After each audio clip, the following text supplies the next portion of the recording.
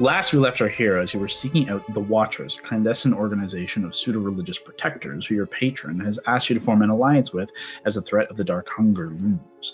To that end, you spent the better part of a week narrowing your search down across the city, getting into the mind of these people, and by the sixth day, finally had a strong lead on where they would be. In the Sticks, this slum-like district, populated by those who had been ostracized in society here, you found Samir, an elderly man who bore the mark of Eros, the Redeemer. He quickly surmised your goals and brought you all to the Sapphire Star. What was outwardly an eclectic jeweler's, you were then led into a massive uncut sapphire and through magical means transported beyond the store into the clouds atop a hovering crystal base of the Watchers. Here you met Bishop, Ironclaw Star Speaker, and their presumed leader, Sentinel. As you engaged with one another, you presented the facts that you'd seen in your adventures, the amalgam of spawn creatures from beyond the stars, the fall of an exile cell, and the herald announcing the return of Hadar. Your words were met with disbelief. Doubts of your patron's senses and the fact that they, the Watchers, could possibly be blind to such a threat was an impossibility.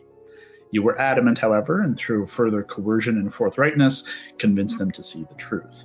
This sparked more questions and worry as to how they could be blind to this. And if they had not received warning from Eros, was it possible that they too were blind? The meeting came to a close with a desire to speak again, once they were able to verify things on their side. And when you do meet again, they promise forthrightness on their side as well. In the meantime, to further the bond between you, your aid was asked for an endeavor of their own. Ironclaw, or Mogden, as you've come to know him, has been investigating the rehabilitation center south of Karden known as Sanctuary. For some time, there have been suspicions of experimentation on the patients within, and that Sanctuary may in fact be an off-the-books Arcanoclast installation for special operation known as Blackwatch. The mission will be dangerous, and unfortunately, the Watchers cannot risk the exposure of a direct move against the Arcanoclast. Thus, your group, alongside Mogden, would have plausible deniability should things go awry. You accepted this charge and departed with a new ally in tow en route to Sanctuary down Salvation Road as we begin tonight. It's just passing midday as you make your way through the east gate, take this southern road. A cold wind blows from the north, carrying a light snowfall from gray skies overhead. However, are there any last preparations you want to make within the city before hitting this road point? I was thinking of trying to track down those damn hoodlums who stole my money, but I'm going to let it go for now and just follow up on them later. But I think you see Augie look around the road trying to spot one of them. There are several hoodlum-esque figures. You're not entirely sure which one is the one who has your coin.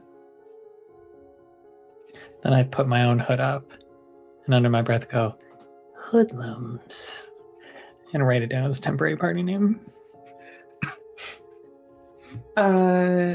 If there's ever an opportunity at any point to have a short rest, I would love to pitch thinking about it. I'd love to pitch thinking about doing it. Yeah. I just don't know when. I don't know when the timing would make the most sense. Because both chilling in the city is scary, but also chilling on the road, also not ideal.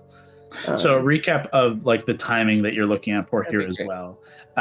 So the road south here, which you guys were all kind of briefed on before at the end of the last game. So you'd be leaving through the east gate of Karden, heading along the Salvation Road, direct south. It's about 3 to 4 hours from the eastern gate to Sanctuary, but it's 2 to 3 hours kind of directly south before you would turn into Salvation Wood and through the wood and kind of bog in this kind of secondary route into Sanctuary within this kind of bog. So you're on a main open road, like a well-traveled road, for about 2 to 3 hours before you kind of turn into this kind of like this way to Sanctuary kind of situation. I guess separate question. Are any of these roads obviously around where the Sanctuary plays? I'd imagine. I haven't gone. Going south at all is a little more, slightly more in my history. Have we ever been through that chunk of the road? Would I be familiar with it?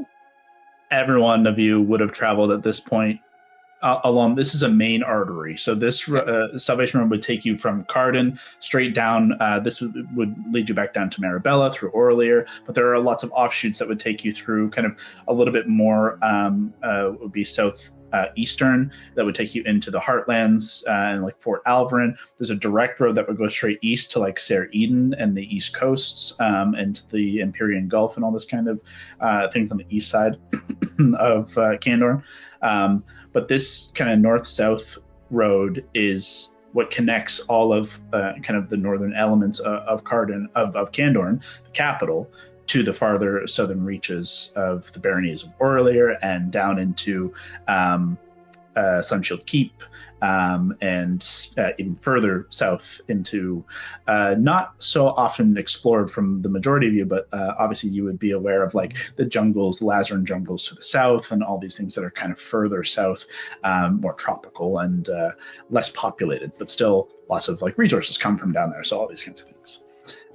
Populated road, normal travel. You'll be traveling with lots of people coming in and out of Karden, bringing loaded carts for trade, coming out with loaded carts to go back home, or empty carts after having sold other things. You'll be traveling with people. However, as Ironclaw Mogden, you would have the experience. That road into Sanctuary is not commonly traveled unless you're making a move to Sanctuary. So not very many coming and going down that secondary kind of turnoff into this kind of into Salvation Wood. So how you want to position yourselves and how you want to go forward with what you want to try and do with this endeavor. You at least have that 2 to 3 hours to the point where you'd be turning into Salvation Wood on the main road, and then can kind of make another plan from there. It wouldn't be so uncommon to take rest on the side of the road. Right. If it's that popular of a road, then I'd people would be traveling for days down this road up from as far south as you can into Candorne. So it's not so uncommon. Okay. So we could travel 2 hours and then go and have a little rest. Cool. Works for me. Ollie agrees. There's a little Yeah, cat he's around the so background. sorry, guys. He's so fucking noisy tonight. Should we set off? If you're ready, then it is wise we hit the road before nightfall. Yes. Mogden, why don't you lead the way? You seem like you know the route. I have traveled this road many times. We must make haste if we wish to make turnoff before nightfall. But at this point, we will need to be, how you say, a bit stealthy, yes? We are so good at stealth. You won't believe it. Then you are excellent company for this part of journey. Let us head to road, yes? Let's do it. All right. You guys begin to make your way out the east gate and begin to make your way down Salvation Road. There's no real checks for traversing this section of travel here. It's open road. It's cool. It's cold. Like you want to be bundled up, but not so bundled that it's like, it's not magically cold. It's just normal temperature of cold in winter. My armor, by the way, Ty, of following behind Mogden is so noisy. It's like a clamoring of pots as I'm following behind you. I have disadvantage on stealth, so it's perfect. Quite noisy. I love it. But he's very confident just following in your I love your spirit. Isn't it chainmail? Or no, it's scale mail. So it just sounds like a bunch of spoons. Tiny spoons playing. You are joined by lots of other people on the road as well. Like I kind of described, there are all kinds of different carts and animals being kind of travel. People are on, some are on horseback, some are, most are walking. But yeah, so you're in kind company and able to kind of blend into the mundane. So despite looking at, especially in Karden standing out, Mogden still stands out generally, but it is a little bit more easier to blend outside of the city proper. Like within the first half hour, like a lot of that kind of weight of the city begins to kind of ease off as you. Yeah, I'd say after like 45 minutes of travel, Andy can like stand up straight again. Like is just feeling more and more comfortable out of the city. Put my hat back on. Miss my hat. Is there an opportunity to do like a perception check to see if there's anyone in this crowd traveling that might be adjacent to these caravans that have been traveling to and from the sanctuary? Absolutely, yeah. I'll give you an option of you could make a perception check to kind of get an idea of anything that would be outwardly obvious in terms of like marking or the actual like caravan like style, or insight to get an idea of more character. Like, do these people look like do they give you the vibe as a watcher of someone who is involved with these people? They have a natural kind of aura that you're looking for these kinds of people. So your choice. Okay, awesome. Let's do that. Yeah, I want to have a look around to see if anybody stands out as being someone we should be either keeping an eye on and following from a distance, or giving us at least a clue that one of these parties might be on their way to or from the sanctuary. Alrighty, hit it up. 14. Okay. 14 is perfectly like acceptable in this situation of like you're looking around and realistically what you're seeing are common folk. There's a lot of just common folk, people who are coming and going from. There are tons of farming communities, village kind of little areas that are along the road between the major stops that have become small little village areas that most are even unnamed. Like they're just kind of places that someone set up shop at one point and stopped and built a home, and then someone else did the same. And it was like 8 places, 8 homes in this little area with a couple little farms, and they become their own little community just on the outskirts of one of the major kind of areas. That's more who you're seeing. So nobody kind of gives you those vibes. Honestly, you guys are the strangers in the kind of group of people traveling for the most part. Notably, you don't see any other, certainly nobody who reads Arcanoclast, nobody who reads even with a 14, even like a threat of untoward nature, like they're within the Thieves Guilds or anything like that. Like they just seem like normal folk. So no cause to tread lightly just yet. We can... No, seems like a totally kind of safe to kind of go about your way, even like to the point of comfort in like openly kind of talking amongst yourselves about whatever it is you want to chat about. Like there's a good amount of gap and space between you and the next people who you know are not a threat. So to that point, it's a couple hours here. Is there anything you guys want to kind of address, talk about, or do on the road before kind of getting to that turn off point? Would be kind of the next point from my side, unless you want to stop somewhere else for a short rest. In terms of like D&D, how you would go from like a travel period, you would typically stop for, you're kind of at like a lunch hour, like you'd be wanting to stop to like have a bite to eat within the next hour or two, but you could push it to that point of that 2 to 3 hours where you would turn in if you wanted to hold up at that kind of that corner, that turn point. But that would be kind of a normal activity that you would do if you wanted to, but kind of open for whatever you want to do. Mogden's got these huge strides. He's not used to being in a party when he's traveling, so he keeps like looking over his shoulder and realizing he's like way ahead and he has to slow down and the bunnies are running. Yeah. Sorry, I'm not used to company. Forgive my large steps. That's okay. No, you're fine. Clearly laboring, trying to keep up. Yeah, I'm actually going to ask for a Constitution check from both the Herringham. Oh no! Well, I'm using a new dice from D&D Beyond. Straight 10, baby. Okay. Wonder if I should use any ability scores here. No, it's only Dex check. 18. Ooh. You both skated by. Enid a lot better than Augustus. Augustus just barely. Light work for Enid.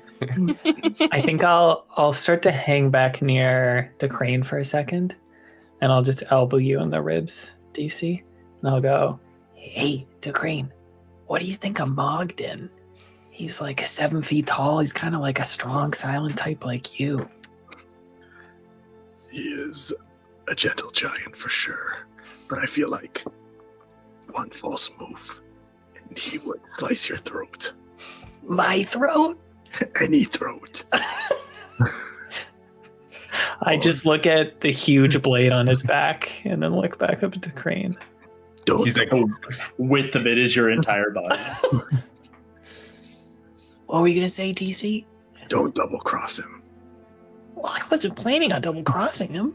Do you think he thinks I'm thinking of double crossing him? I'm just saying that he definitely can fight. Okay. I'll try and make friends with him. Good advice. And then I'll hustle back up to Nettie. The crane thinks Mogden's gonna kill us. Oh. Wait, what? Why? He said something about he might double cross us before we double cross him. Nah, you kidding me? Look at him. This guy's a real deal. He's not gonna double cross us. He's a literal teddy bear. He's a literal teddy bear. Okay. I'll try and make friends with him. Yeah, Maybe definitely get him on his good side. if we go on watch, like someone should stay up with him. I don't want to have my throat slit. Oh, that is the best way to become best friends with someone. Because you got real close with Coulson when you went on watch with him, right? See, we were so tight after that.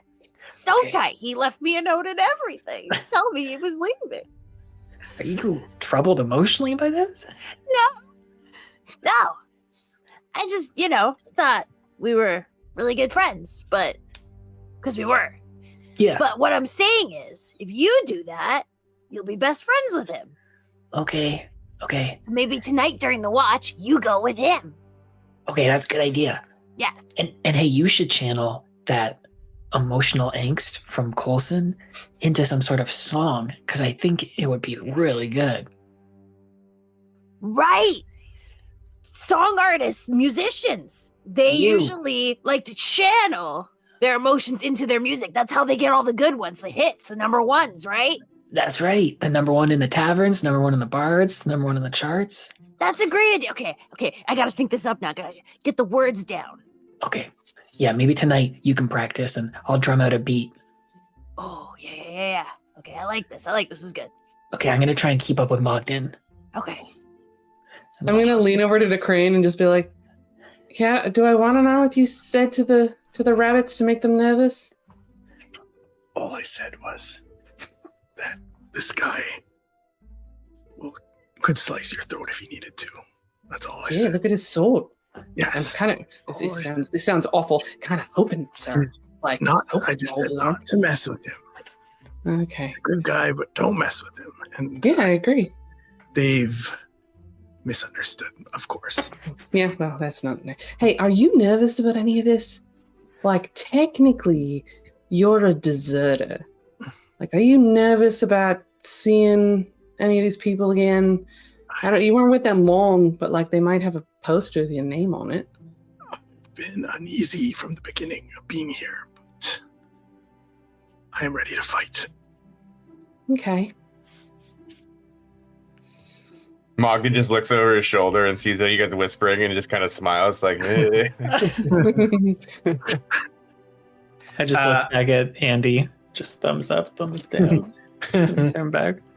Somewhat related question. Mogden, what's your passive perception? Do you hear all of Passive this? Perception. That's a good question. 10. No, sorry, 15. 15. Nice. Actually, I'll get everyone's passive perception and passive investigations, please. You don't need my perception. It's a 12. Investigation's 14. I got 10 for investigation, 15 for perception. Okay. 18. 19. Oh, Oh no, you go, Nettie. no, you go ahead. 18 perception. We're all, I think, bad at investigation. 10 investigation. Okay. Yeah, 19 perception and 13 investigation. That's not bad. Guys, I miss observant. I miss observant so much. Yeah, you were the best at this. DeCrane, what about you? Yeah, Kev, what's your passive investigation and passive perception? Passive investigation 10. Passive observation, did you say? Perception. Investigation and perception. Oh, perception 16. We're all pretty perceptive. It's good. Yeah, very perceptive. Traps, though. Not good at them traps, though. That's interesting to know. With a 15, Mogden, you've definitely picked up on most of this conversation. Okay. He's just kind of chuckling to himself. He thinks it's cute. He's like, oh, they are scared of Big Bear Man. This is understandable. He kind of Bunny's waves. absolutely like stage whisper everything. Yeah. Where it's like it's actually louder when you're whispering than if you just talked under your breath. That's our vibe. He senses Augustus is kind of like, I feel I get this sense that he wants to kind of come closer. So I'm like, come. I kind of like wave him up to the front. I slow my gait down. And I kind of wave him up and I say, little rabbit, you seem tense. What is problem? I do not bite. No, I'm staring at your sword. Wasn't worried about your biting at all. Like the city was crazy. I feel less tense being out of it, actually. Now I'm relaxing. This is me being relaxed. This is good. I understand. I too come from forest and city not Mogden's place of comfort. So this is much more my speed as well. Being in nature brings me a sense of peace, relaxation. This is where I feel most at home. I liked cities until a couple of days ago when I got shot several times in one. And then that really took down how much I liked them. I would understand this. No one wants to be shot at. This is most unpleasant. Have you ever fought the Arcanoclast before? Has Mogden fought the Arcanoclast before? No, I would say not Okay. directly. Certainly, like the kind of the reason for needing to kind of engage with like a third party in this endeavor, like why Sentinel was kind of giving you the stand down until these guys got involved, was the Watchers have a tenuous protection under the fact there is a religious connection, and Eros is a god of protection. The Redeemer is not an outlawed, malevolent kind of deity. So they have a banner of protection over them that doesn't give outward like attack, where otherwise if you didn't have that, how weird the Watchers are would just be a fucking full-on Arcanoclast would be at you all. Like it would be you would be an ostracized, like a full a group that is for lack of a better term, being watched by them to bring you down collectively. So right now you're watched, and engagements between the two are very, very tenuous and very few and far between. Okay. Mogden has fought many men in his time, but Arcanoclast we have uneasy peace with. It's not in our best interest to engage, and while we know of these individuals, we do not seek to fight them outright. It is a complicated relationship. It is best that we go our separate ways, at least in terms of public interaction. Yeah, that sounds smart. If we do get in a scrap, and I'll look over my shoulder at Nettie and then back at you, can you just make sure my sister's okay? Like, I should be fine. I'm pretty good, but just make sure she's okay during it. He kind of chuckles and he's like, this would be my pleasure. Yes, you are among friends now. We look after each other. Okay. I'll put my tiny little paw up to fist paw you. I kind of extend like a single claw down and I just kind of tap his little rabbit paw with it. I'll turn back to Decrane, like big thumbs up. I'll just kind of say to myself, he did it. The hours pass in honestly like a big relief for most of you being out of the city. I would say all of you pretty much being out of the city, being away from the threats and the worry. It all begins to kind of bleed away as being back out on the road, being out in nature, as much as it's kind of sparse. You're walking through kind of like, tall, or not tall, but like knee-high kind of grass fields that are all kind of dried grass and dusted with snow as winter is here. The hours pass with ease. Nothing untoward kind of comes. You don't see any other large caravans or any carriages that would kind of be off-putting to those that you're keeping an eye for, that you're aware of. Obviously, Mogden, but Decrane and you guys, all of you who are always at the ready to watch for threats. Nothing seems to arise, and unless you guys want to make a stop elsewhere.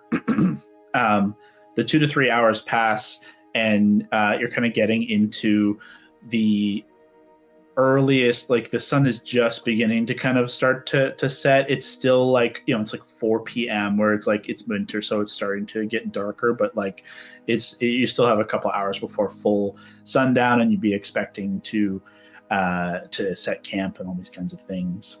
As I said, if you guys want to do anything within that time, feel free to jump back, but before you do, I would like 2 players to roll me d20s as an emphasis roll. Anybody? Ty, you got to do it, and Andy, you got to do it. All right, let's give it a shot. So an emphasis roll, Ty, is we're going to roll these 2 d20s.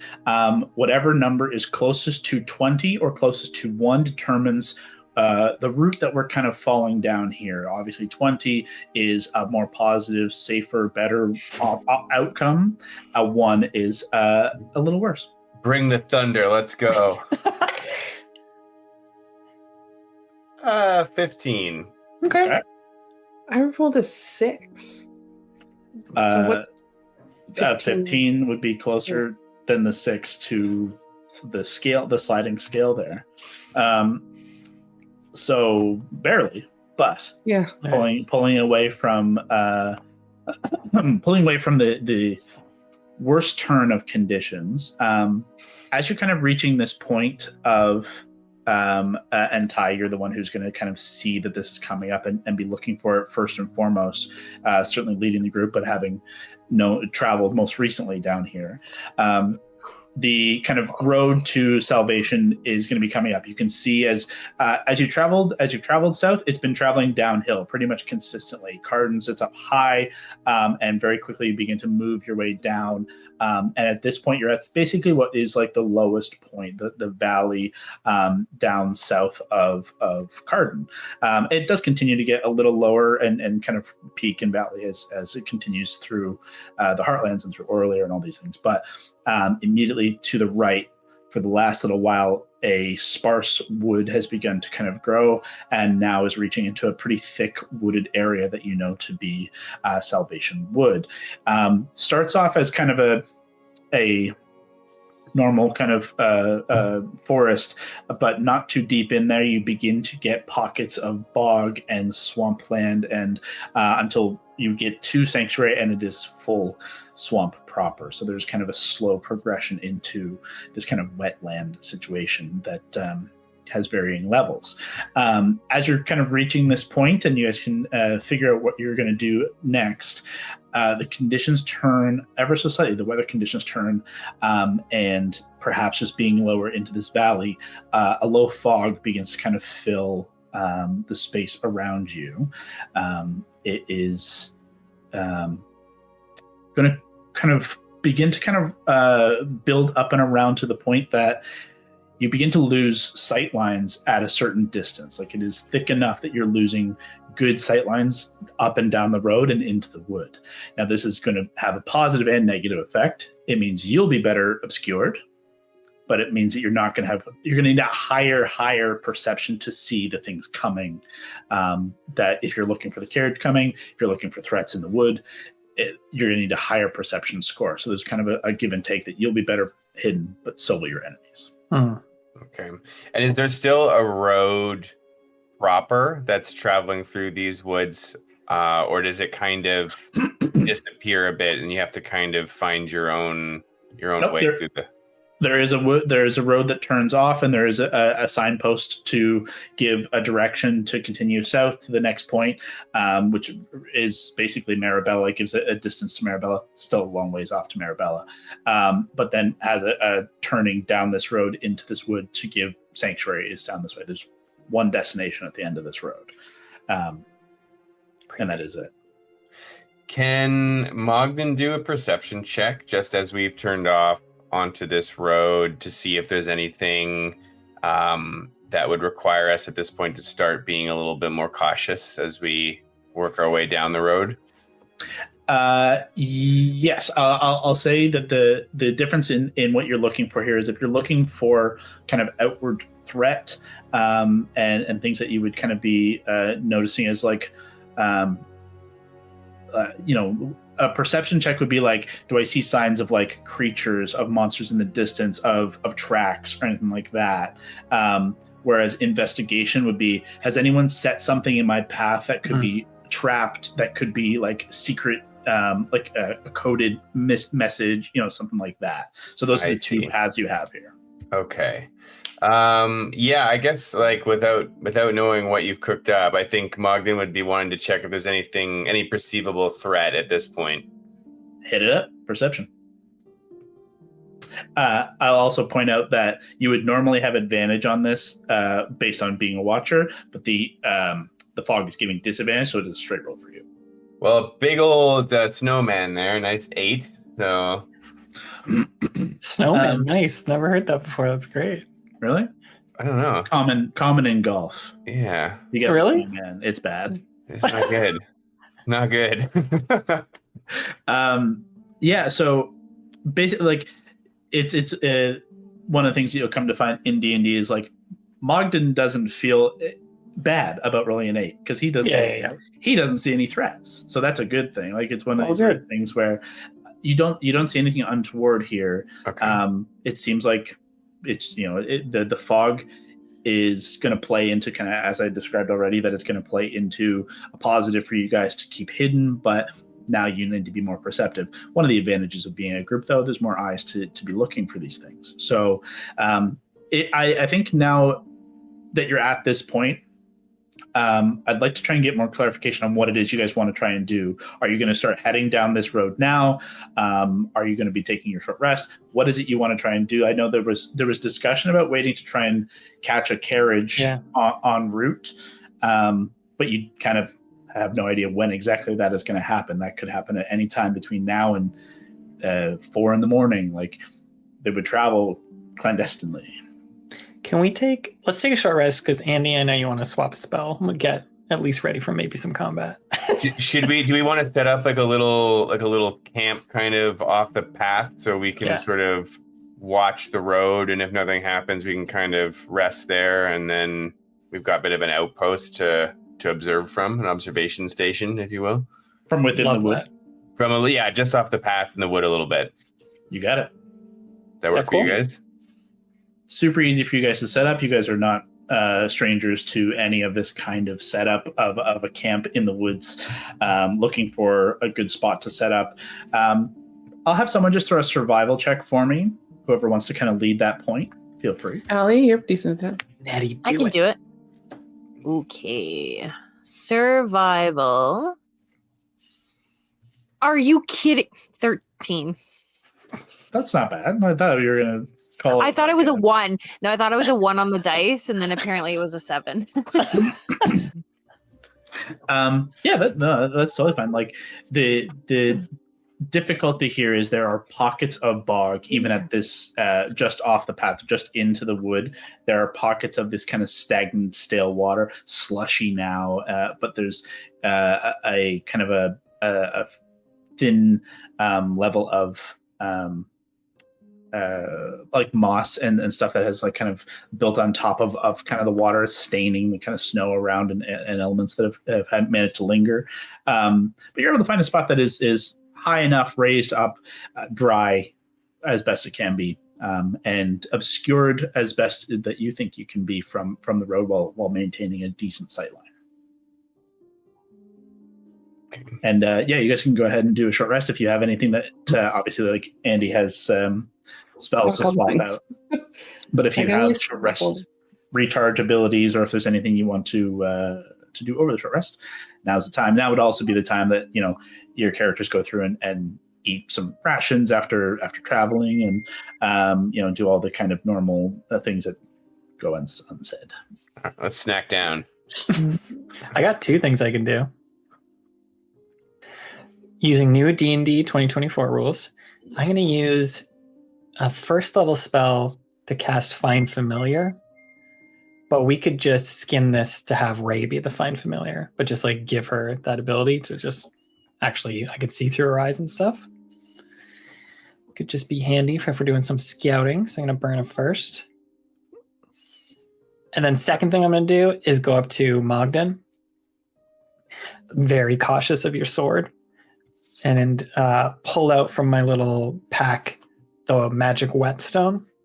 And I'm going to come up to you and go, so I noticed your sword, and I thought this might be useful for this adventure, this journey. This is a magic whetstone we got recently, and if you use it an hour before something bad goes down, your sword will be a little better in battle. I just thought maybe you might want to use it. That's actually awesome because I was just thinking that Mogden would totally pull out his sword and a stone and start like honing the blade. So he's got his own little grinding stone out. It's pretty ragged and haggard, and he kind of looks at Augie and he's like, this would be satisfactory for me. And he puts his little stone away and takes your offering, your generous offering, and he says, have you ever seen a sword of this size sharpened? Let me show you how to hone a blade. And he just starts to hone this giant great sword. Don't use the magic one just yet, in case we don't. Okay. Yeah. Oh, okay. I should wait. You can only use it once a day. It can still be used as a regular whetstone, though, so he can still great. play without activating the ability. Perfect, because that would be really awkward to be like, I just get it. So, What are you doing? No, not now. I didn't mean yet. So yeah, he's gonna sit there and start to hone this blade, but he's kind of like he's giving off this little vibe that while being a bit of a lone wolf, he's happy to have company around, and he kind of wants he kind of likes this opportunity to sit and chat, and he's hopeful that his new friends will kind of bring him into their group and open up to him a little bit. So he's like playing it coy, and he's a little bit awkward. He doesn't know how to handle a group dynamic. He's not used to this, but he's enjoying it. Augie chills with you this whole time, but he can't sit still, so he's just moving around you the whole time. He's like drumming on the log, and then he's like peeking over your shoulder at it, and then he like slides out and he's underneath the sword, and he's just looking up at it, and he's just very much all over the place. You have great deal of nervous energy. You strike me as energetic fellow. You have to be nervous when you've got a twin sister like Nettie, because when we were kids, she would just look for any opportunity to like sock me in the head with like a pine cone or like some sort of stick. I don't even know where she is right now. She was doing a perimeter scout, but she could be sneaking up on us any moment. You are twins. Yeah. I have one brother. He betrayed me and steal my wife and daughter, but... Did you say wife and daughter? Yes, it is difficult for a relationship now, but I like this for you. It is nice to have family. Yes. You are close to your sister. Yeah, she's like the other half of me. This is very beautiful. Hey, sorry your brother stole your wife and daughter. It was unfortunate, yes, but we have found ways to persevere. I still hope that one day I will find my daughter again. She was the light of my life, but it is difficult. You can see Mogden has this like change in his demeanor where, I don't know, maybe for the first time there's evidence of this quiet sadness behind his eyes, but he quickly kind of shrugs that off and kind of continues honing the blade. I think at that the ray being this like kind of little like floating orb, very Ghost Rider. Remember that? This little like floating orb just kind of moves around and then circles around us almost playfully. And Augie would be like, well, maybe after this we could help you find your daughter. I mean, we're great at helping people. This would be dream for me. I have spent many years searching, but I've never found. And now I find purpose in protecting others. It is hard to fail in one's personal quest, but I have found the meaning in work with Watchers. But my heart still longs for my daughter. What if you've seen her and just don't realize it? Jesus Christ, Crane, you snuck right up on me. What if I've seen my daughter? You mean in passing in my day-to-day? We are in a magical time. It has been many years. As they seem. I don't even know if I would recognize her. It has been many, many moons, but my hope is that as a father, I would still recognize her spirit, you know? It is hard to say. I hope you do. But even the Baba Yaga was once a young girl. Hey, DeCrane, do you have any siblings? Did a brother steal your wife and kid? I did have siblings, yes. But they are dead to me. We cannot choose our families. This is the great tragedy of family life. But I am sorry for your family as well, my friend. I hop in from the back. Did somebody say family? What you talking about? Nothing. You didn't even surprise us. Oh, that's disappointing. It warms my heart to see your bond. You give impression of many adventures shared together. This is nice to see group survive many hardships and still love one another. Oh yeah, we've had many, many adventures. Some we don't quite remember, but the ones we do remember, we had a lot of fun. Yeah, Mogden, so we'd be happy to help your family. DeCrane, we'd be happy to avenge your family. We just have to save the world somewhere in between that from some sort of aberrant, all-consuming monster from the sky destroying our world. But, like, after that's taken care of, we can do whatever we want. I admire your spirit, little rabbit. This is very admirable. We will take this one step at a time, though. First things first. Hey, Andy, I know you're like studying your book and doing nerd stuff, but can you take a moment we could talk about the plan of what we want to do here? Yep, give me 6 more minutes. I just have my a long piece of fabric out in front of me that's just completely covered in all sorts of very sparkly embroidery. Do you want me to show you my birds while you finish up? I think birds after plan would be great. Okay, I'll save it. Yeah. I draw a lot of birds, Moggy, and Andy always asks me to show them to her. You are an artist. Well, in my way. I'm thinking I'm going to branch out into music. You can play. What do you play? Well, in my way. I've been picking up just hitting stuff with sticks. Ah, percussionist. Yeah. You a drummer? Sometimes. I'm mostly trying to keep up with Nettie. She plays the battle lute. Nettie, what'd you name your battle lute? What did I name my battle lute? It's thunderclap or something. Yeah. Storm. What is a battle lute? I like the sound. Oh, it's so cool. It's dope as hell is what it is. Let's see if we can send a pic. Stormcleaver? Storm yeah. Cleaver. That is quite the name. I'll just whip it in front. Be like, this is Storm Cleaver. And then I'll just quietly just. It looks like a very smashed together version of a battle axe that is also a lute that is like a guitar. So the neck of it has the strings down to kind of a handle hold to properly wield, and where the kind of body is on one edge is a properly full bladed honed edge that crackles as she plays.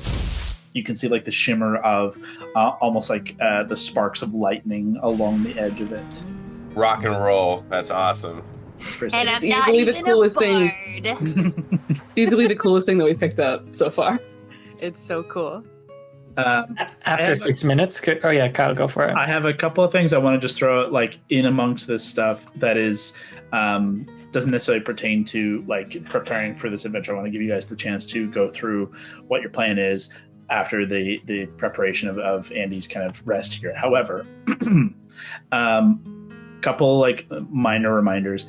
Andy, you did get those 2 books from Star Speaker from the Watchers that if you are going to look into, just let me know. I have the information here if you want to have a moment to do that. Kind of more pressingly for Augustus, as you've been definitely now at this point, and maybe sparked by Mogden's kind of like focus on his weaponry and like honing the blade, and then the showing off of the battle loot as you're kind of showing off just looking at what do you have on your gear, and you pick up the rock lichen buckler.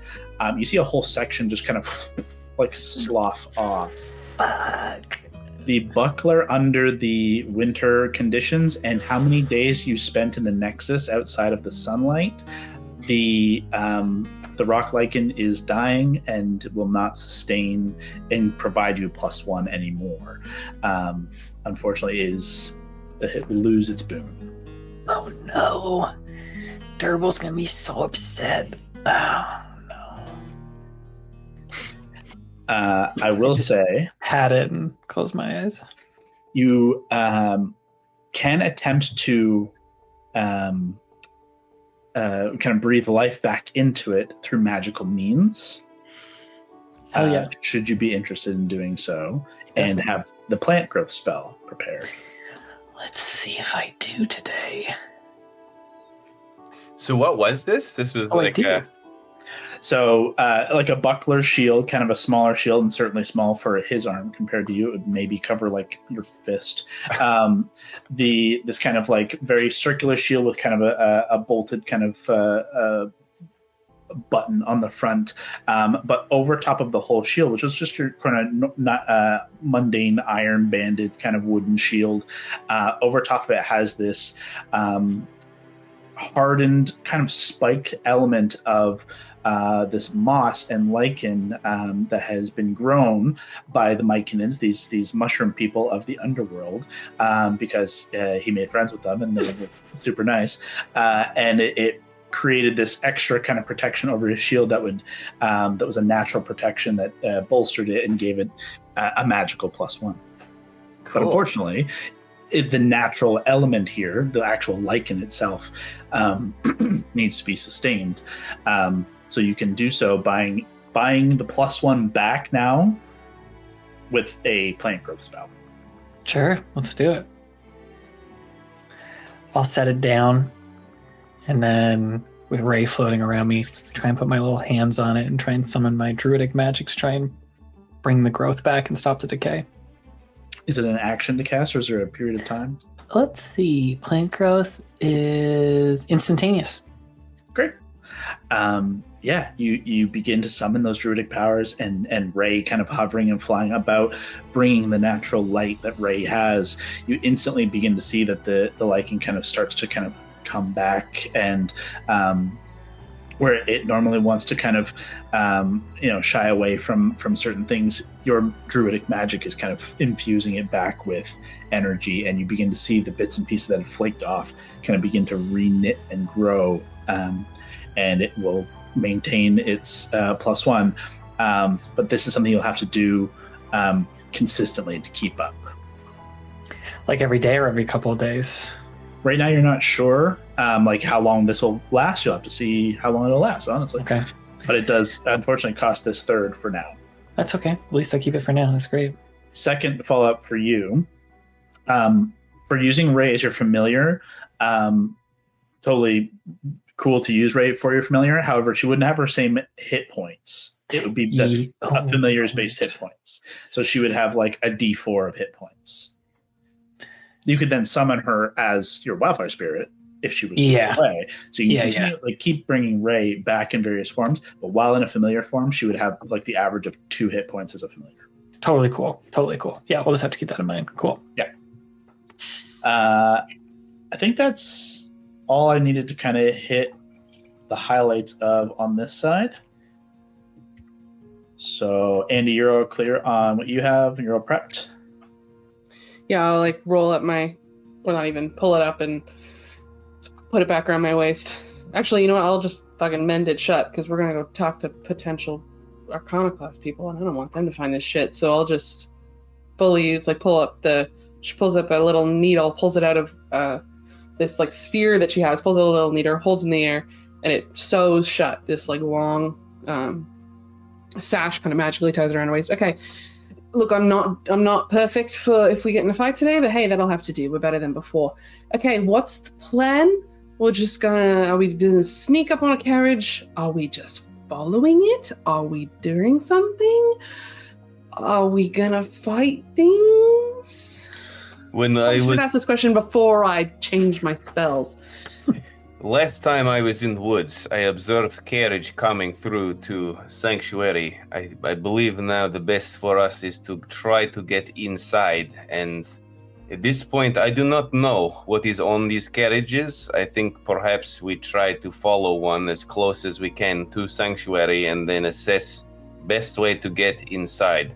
But our chances improve once we have a better idea of what we may face inside these carriages. I have a guess. It's not fun. Is it? Mog, Yep. I was going to ask you to throw me a...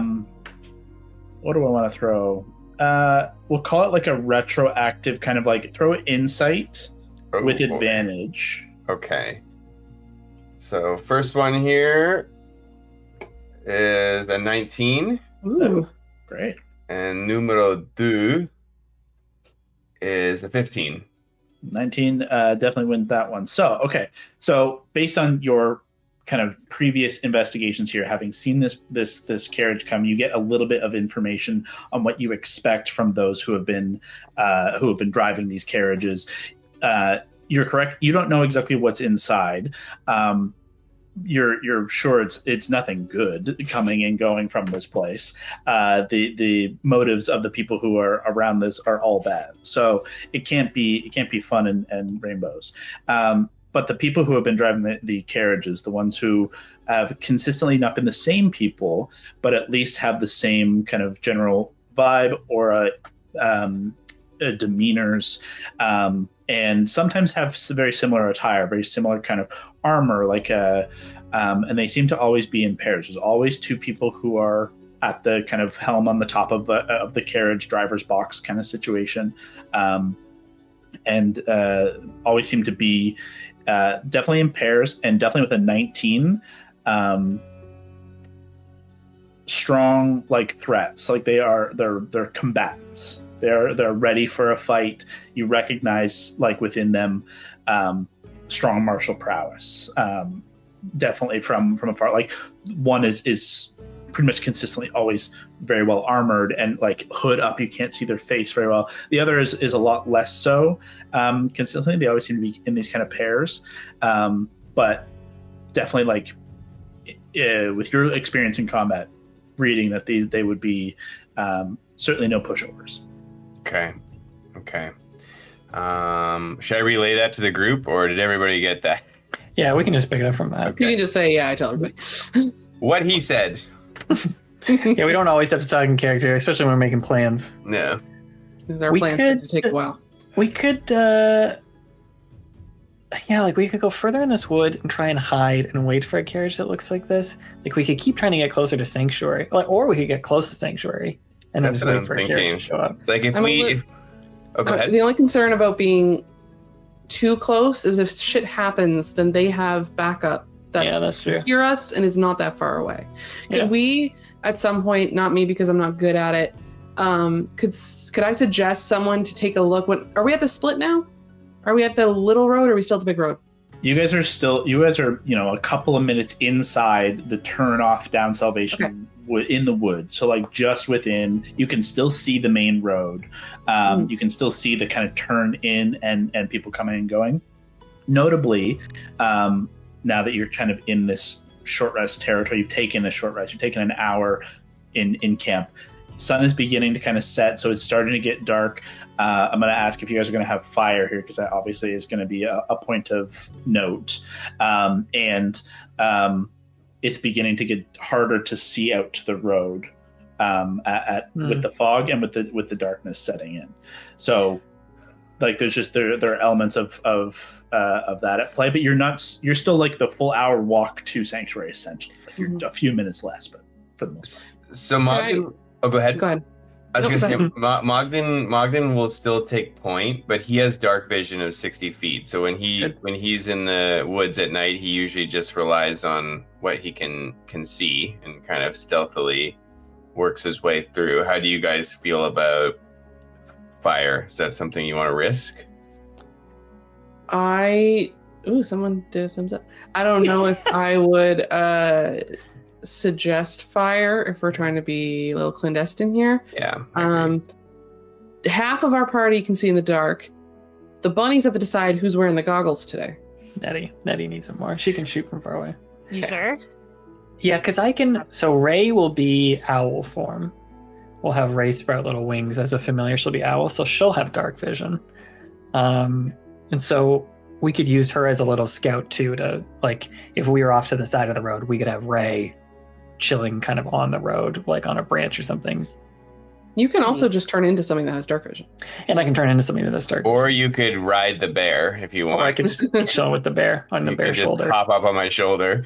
Yeah, and that could work because if I'm in Ray, so basically Ty with Find Familiar, I could go into Ray and see through her eyes, my little familiar, but then all of my other senses shut off. But if I was just on your shoulder, yeah, you could just camp out there and be. What is Ray? Is Ray a bird? Is Ray? Ray's almost like a little floating fairy, but right now she'll have almost taken through my magic, be more owl-like, little like owly wings, and kind of just her light will dim, not as Tinkerbelly. So yeah, you could just go drone mode and just sit on Mogren's shoulder and fly your drone. Make her like a little burrowing owl. They're so cute. Oh, they're so little, and they have like resting bitch face, but in a really cute way. The cutest way. I love burrowing owls. She has keen hearing and sight, so advantage on perception, and a decent stealth. So, yeah. So, and I'll keep that in mind too. With the fog and with the darkness, you will be at disadvantage for perception checks that would be outside of your dark vision. And even within dark vision, it's going to be difficult with the fog. So advantage is going to be straight rolls for the most part. So obviously the advantage that you would have was going to be very a positive note there. And noting that Nettie, for having the 60-foot dark vision with the goggles, that becomes kind of your full range, because after that you can't see exactly what it is you're shooting unless there is light, obviously, if Ray's out there, if you cast spells, whatever. But if that becomes your extended range with and for Decrane actually as well, your range as well, and I guess Andy from spells and stuff like that, the extent of your dark vision without the aid of light becomes your full extent. I have another question. The road that we're walking on, you said it's like, is it hardened because it's cold, or is it still kind of mushy? So you guys are still in like camp as far as I'm aware. Yes, sorry, but when we were walking earlier, is it like hardened or is it kind of squishy? So kind of comes and goes. There are definitely parts that are packed earth. It's not nearly as well maintained as the road that you were just on Salvation Road. And there are definitely areas where it gets waterlogged, gets swept away a little bit. There are areas that have been repaired. It's not the best road, but it's not so poor. But it's not like frozen yet. No. It's so not frozen yet. There could still very well be tracks, either from whoever came before us or like our own feet could leave tracks. Certainly possible, yeah. Okay. Could I possibly do an investigation check, if you'll allow it, whenever we kind of meander back to the road through all this planning, to try to see if there's like semi-fresh wheel tracks, to try to see like, could we have just missed one? But it's a survival check. God damn it. We're good at survival. You could just tell us that idea. That's why I said otherwise I can like suggest to other people. My survival's okay. I'm proficient. And my whiz is just trash. I got 8, and I bet that Al has like 9 or something for survival. That's what I was gonna say earlier, is I can suggest that while we're trying to figure things out. Like if we can try to find, I'm sure these things aren't regular, but like, did we just miss one? How late are we gonna be staying up? I guess realistically, survival for tracking is more about like tracking like animals, so there's like less of like obvious sign of trying to figure out what kind of animal it is. A track of a wagon is a line, so I'm cool with allowing investigation. I know where the wagon's going. I want to know, did it do it today or did it do it 2 days ago? So I'll allow investigation for you to find it, but it's gonna be a higher DC using investigation to date it. Sure. Okay, I will try. I've been rolling bad tonight in my pre-rolls. Yeah, no, that wasn't much better. 8. What you find with an 8 is there are signs of old tracks, but your dating really doesn't come through for you. Yeah. I'm not sure how old it is. Yeah, they could collapse because it got warmer in midday, and who knows? You're really Okay. not sure. No idea. One thing I'm going to add before you guys continue as well: the hour that's passed with no fire and the sun going down, it's getting cold. It's getting very cold. Wait, where's everyone got their water packs I can cast? So I can she's very happy that you can openly cast magic again. I'll prestidigitation us a bunch of hot water bottles again, like I did when we were in Clandestrix's lair. Like with your water skins? Yeah. Sure. That's smart. I like it. I take a swig of it. I'm so disappointed. No, you're not supposed to drink it. It's not good. Look, hold it on your body and it'll keep your chest warm. Little trick we used to do. So what if for the plan, thank you by the way, what if for the plan we went further down the road so that if there was a cart coming, it would probably be for Sanctuary? Like, if we know it's an hour away, what if we went like 45 minutes down the road? Yeah. That way, like, yeah. Leah, that way we avoid your idea or like your fear of too close reinforcements could come out. But then we could be really sure. What's the plan when we find it? So we could try and sneak in. We could try and sneak towards the caravan, see what they're transporting, and then make a plan based off that. Are we not like 99.9% sure they're transporting people? Isn't that like the whole thing?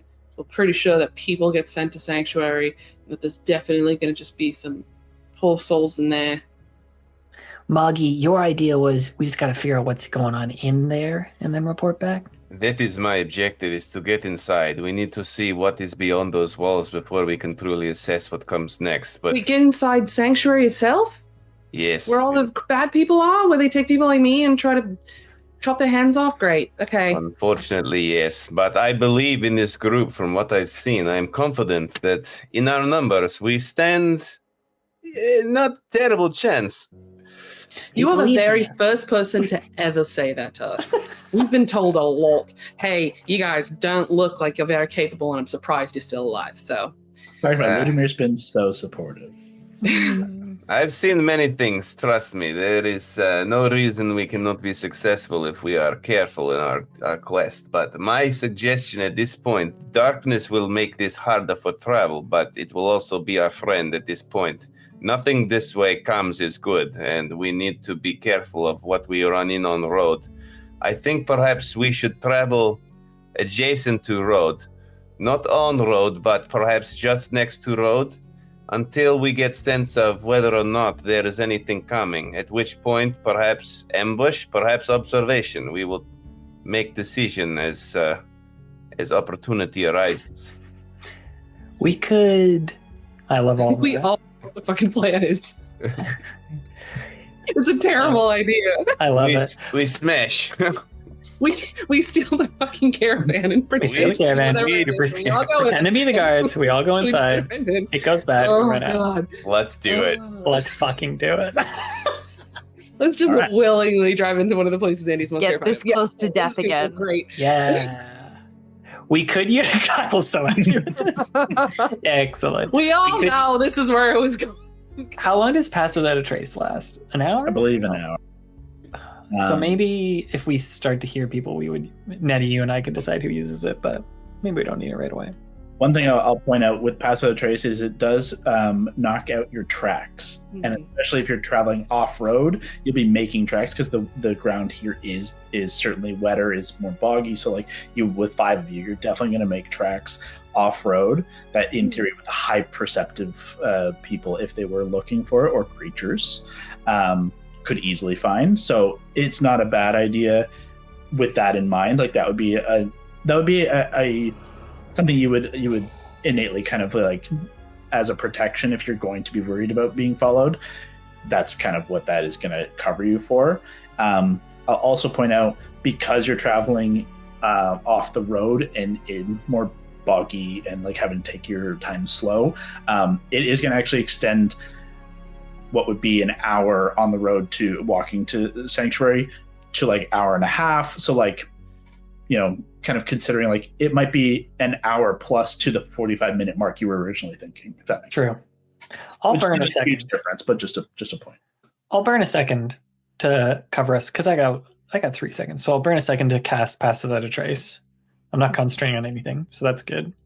And then we can start walking off road. So Ty, Pass Without a Trace gives us plus 10 to stealth and then stops our tracks from appearing.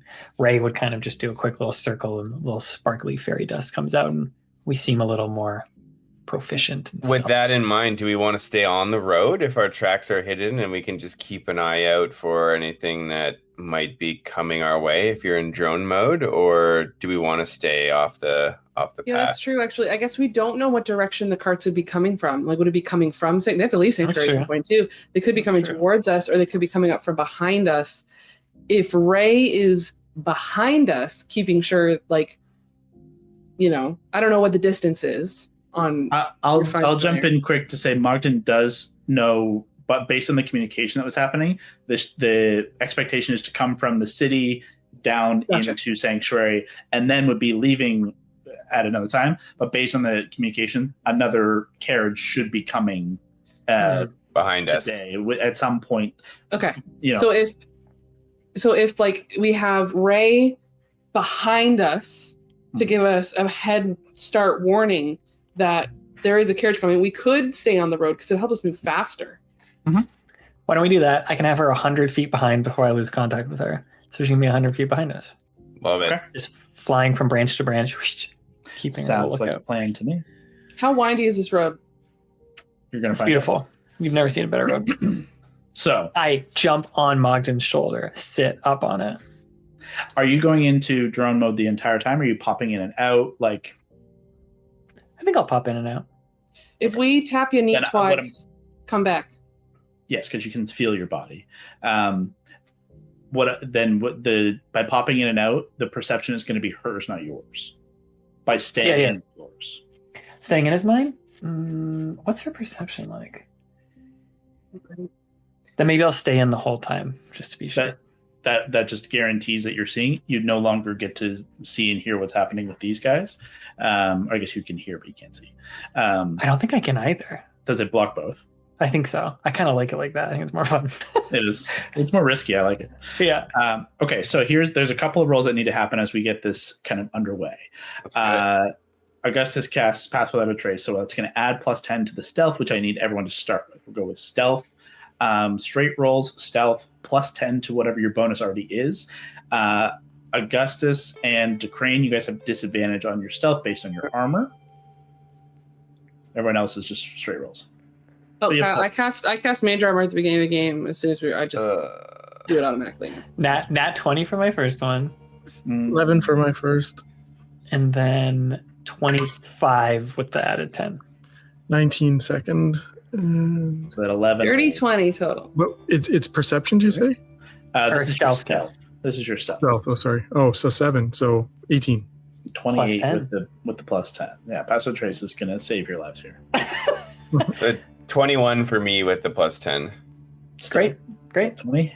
Enid. Oh, Ellie. Oh, Ellie, you're muted. You're unmuted. No.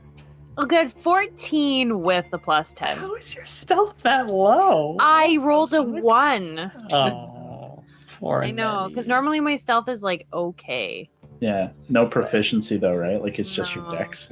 Yeah. Okay, so low roll there on the 14. However, 4 other rolls 20 plus kind of carries the group. Admittedly, Augustus's doesn't really matter because he's a top Mogden. So you're not really, doing much of anything, but your body is shaking under Mogden's weight. Clang. So, stealth wise, feeling relatively stealthy. You don't need to making any particular rolls for obscuring your path, as Pass Without a Trace is doing that for you. However, I will now ask for the perception check from Augustus. So straight roll using the vision that you're getting through Ray's owl form, but kind of tempered by the fog and darkness. Hot dice, baby. Hot dice. Let's go. It's pretty good. 23. Nice. Okay. And then we're aiming for kind of a 3/4 of the way, maybe even a little bit further along the path. So, Mogden, I will ask for a survival check from you. Okay, Come on, Moggy. go. 25. Was that an at 20? What was it? Yeah, it was a nat 20 actually. Oh, sick. Amazing. So, I think that's all the rolls I need to get this started. So, you guys, now there will be another thing, but we'll do it when we get there. You guys begin to make your way along the road, obscured in your path, and surprisingly quiet. You are making really good way, and as the night does fully fall in the woods, it is incredibly eerie. This is an uncomfortable place, and it feels uncomfortable. The cold is setting into the bone. It is getting under your armor, and it's damp. It's a damp cold, and it just makes you feel sickly. There's an odd kind of musty smell to the woods that is mingled with kind of a almost in certain areas like a pungent rotting vegetation, like of that classic kind of swamp, but there's a kind of an added bite to it that you can't quite place, and then obviously the worry of what could be plaguing you at any moment is just kind of plaguing the back of your mind. But you make your way. Mogden, you know this way well. You've planned this. You've visualized how you were going to attempt this as you've been kind of focused on this investigation for quite some time. And you're able to get to the kind of exact point you want. There's a bridge that kind of crosses over this kind of little, very small bridge, but it crosses over a little kind of small stream that runs through this area. And it's at this kind of bridge point that you can just see through when it's clear. Currently it's dark, so you can't, but you can just see the edges of the wall through the woods, and it gives you like a really good distance point. You can always kind of remember that that's the point of, I know exactly the distance from here to there, and how quickly you can make that run, how far away you need to be. So you've already been this, you've scouted this, you hit this point collectively. Is this the wall of sanctuary that we can see? You normally could see in the day. Currently it's too dark to see. You're not that close. You're still 10 to 15 minutes out. But I know where it is relative to this bridge. Exactly. Okay.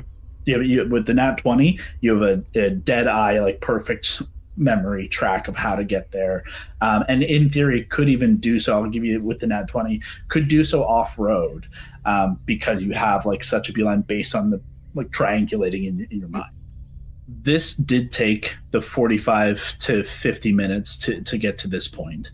And over that time, Andy, even keeping up the hot water bottles, there is a biting cold here, and with no fire and not much in the way of like anything to keep yourselves like sustained against this kind of biting cold, the elements of the cold, the physical cold of the weather, and the dampness of this area, I'm going to need Constitution saving throws from all of you at advantage with the aid of Andy's kind of hot water bottle trick. Okay. A low DC of 10, so not a particularly high threshold to get over, but who knows? You said with advantage, con saving? Advantage for everybody? Advantage for everybody. My favorite thing in the world is to say it's so easy. Fail this as I watch Scott roll. Oh, and Kevin. Yes. Perfect. Okay. 17. Yeah. 9. What, 9 4.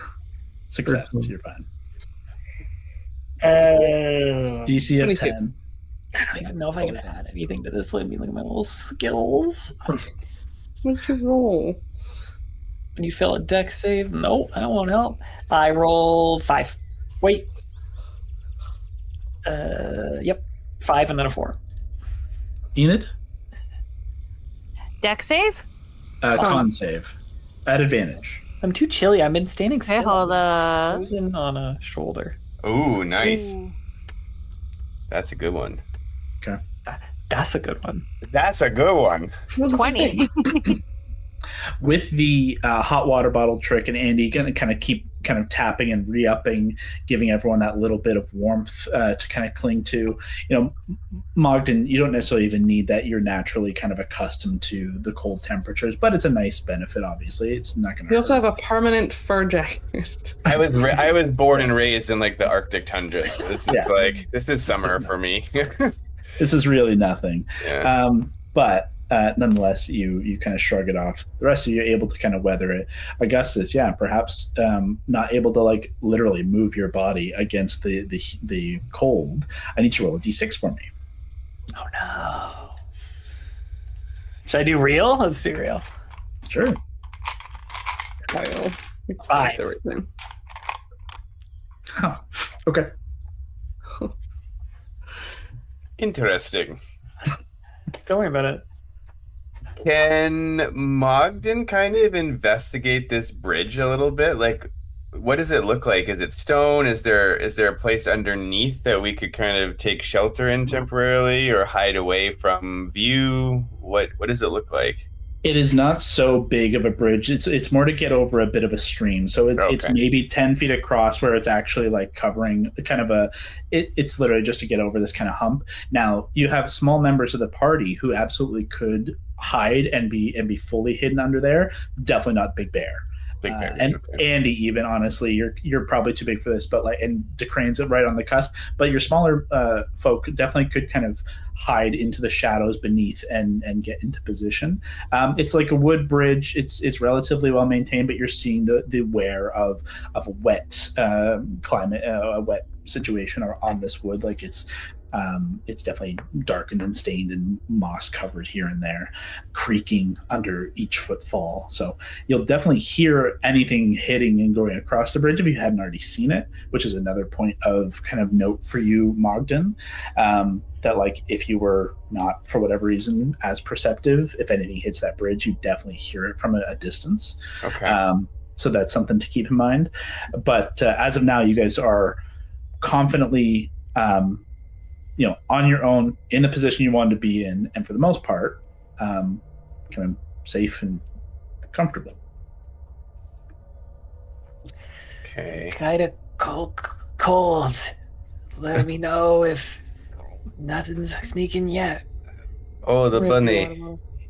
How's your friend, your flying friend? You see anything? Can't even hear you because I'm still in the owl. Oh, okay. I saw a mouse. Just yelling. With no tone control. He's just shouting into the woods. Thank God for past that, Trace. Where it drops.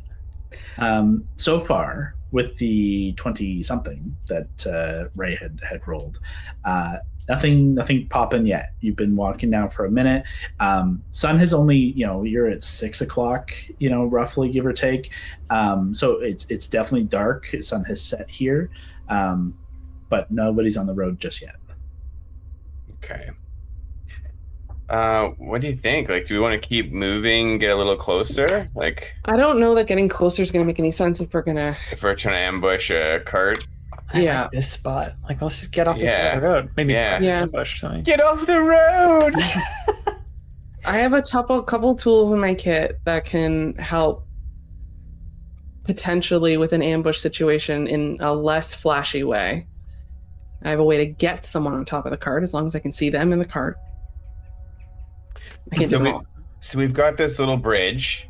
Do we want to hide a couple of you under there and then try to just be a little out of sight, out of mind off the side of the road and kind of wait to see what comes? Well, the nice thing is Allie, if she can't keep a super long distance, but she has like a bow and arrow, like, which isn't super loud. DeCrane should not be using his ranged weapon today. I mean, you have a bow. I guess you have a normal bow. Don't shoot shit when we're really close to the sanctuary of where a bunch of the people who shoot people are. Our lives are in danger. No. That makes our lives more in danger. But the fun level goes up. I just need to be within everything I'd be looking to do. I just need to be in viewing range, which right now I know is not very far. Is the extent of your dark vision, essentially. For each of you, the extent of your dark vision is now the extent of your ranges. So if I can find a way to whether it's like fucking partially up a tree, whatever I can in a way that I can see the most space as possible. And if we say it's the bridge, is it, Kyle, kind of like almost like a boardwalk situation, like a low-lying boardwalk? Yeah. Do we want to like potentially pry up one of the boards so that it's a bump and it could potentially disguise shit? Do we want to like That's fun. fuck with it in some way where like even if we can time it properly, people might not notice that something's wrong right away? So do we want to fuck up this caravan? I don't know. Like hold up the. Know. So Like, torn. I don't know, because like we could someone could sneak on board and just hang out on top of it. It would have to be one of the bunnies. None of the rest of What us is the do crane that. want? What is the I crane know what want? we can do. Okay. Drain the life out of the people on the caravan. Okay. It's just a bunch You of can't kids. Like Just do that to all of them. We also can't do anything that's going to fuck up the caravan because I have a strong feeling there's people inside. That's what I mean. Not bad people inside. People like me, potentially, I'm not inside. going to kill them. I'm just going to leave them at very, very low energy to the point where Yeah, can we Okay, do wait, that to I'm the kinda bad going with this people plan. and not the good people? What if we did this? Hold on. That takes a lot longer than you think it does. Yeah. Like, it's not an instantaneous, I drained 18 people's life force and it's over. Like, it would be individually tapping and trying to do your drain attack, which has a die value attached to it, and same as damage die. If they have more than 10 hit points, they're probably not instantly down. So I got two ideas for you. We could do kind of what Kev's thinking. Like, what if we did, if there's people we free on the cart, cool, and then we take care of the guards. Maybe you drain one, they're still alive, but then maybe we limp this cart towards the base so that we get people coming outside of the base to investigate it, and then we could try and sneak in. Or we could try and sneak in. Like, my worry is if we pretend to be people on that cart, it's Trojan so horse obvious. this thing. Yeah. But it would be so obvious. We're a bear man, two bunnies, a vampire guy, and a wizard. Like, it'll just be so obvious that we're not bards. We're not good at charisma. Like, we're just shit at this. But maybe we try and bring them out so we could sneak in. I'm a little concerned about bringing more eyes out front and then getting a bunch of people lined up on the top of the building and then trying to sneak into probably a very walled and protected building through Okay. probably the main door. What if the I cart- can chuck someone in there, but What I if- can't do anything by myself. What if the cart never shows up? So, like, what if we ambush the cart, try and interrogate the guards, hear what's happening, maybe get some ideas about where there's a way to sneak in, and then the cart doesn't show up, we try and sneak in? And then also exit strategy. That's my secondary concern. Because we're not In fairness, far you from. don't know what is in. Sorry, Tyler. You No, don't no, know go ahead. what's inside. You don't know what your kind of end game is. You don't the entire thing. The entirety of what Mogden knows is this is a walled, basically like a kind of a small fort, but more of a manor home that is like kind of a very fancy, high aristocracy manor home that is set into this kind of awful place. So there's walls around that are 10 to 12 feet in height, but they're not double wide where it's like people are walking along parapets. There are guard towers, but it's not the most guarded place. It's not a prison in that you have a constant rotating guard of 20 around. Mog, go ahead and just throw me perception. We'll call it a retroactive one, just to see what it is you saw in your previous investigations. 19. Okay, great. So I'll give you from this point what you saw and what you know about the exterior of Sanctuary. There is a gatehouse that this main road leads to. That is at the gatehouse of the outer wall. There are guards at that gatehouse. However, you've been watching this place for a minute. There are alternate entrances into this place. There are two kind of side door entrances that are not based on road and wouldn't go with carriage, but are just normal access. They are, however, like barred iron kind of barred doors, and you've only ever seen them accessed once. And it was people coming out who were the same kind of people that you've seen in the carriages. So it is uncommonly used entrances, but you're not sure how well protected they are on either side. Like, there's nothing outwardly other than obviously being like iron banded and locked, presumably, but you're not sure what lies on the other side. You have a better idea of what lies through the gatehouse, and that there's kind of a rotating guard of mundane guard. They are more like city watch level guard, because this is, for all intents and purposes, a rehabilitation center for criminals, for the mentally ill, and then there's this other kind of dark aspect to this place that we are investigating. So there are other alternate entrances, and beyond the main wall, you know it to be kind of a 3-building structure, this hall, which you know is called Carrington Hall. Also, Sanctuary is kind of the overall name, but Carrington Hall, as the Carringtons are the homeowners, the aristocratic noble family who have donated this place to the crown to use for this purpose. So there's a main structure that is kind of the main manor home that has been turned into this place, and then there are 2 kind of mirrored outer buildings that are disconnected from the main, that are more where people are like residences and stuff like that for the people who are kept here.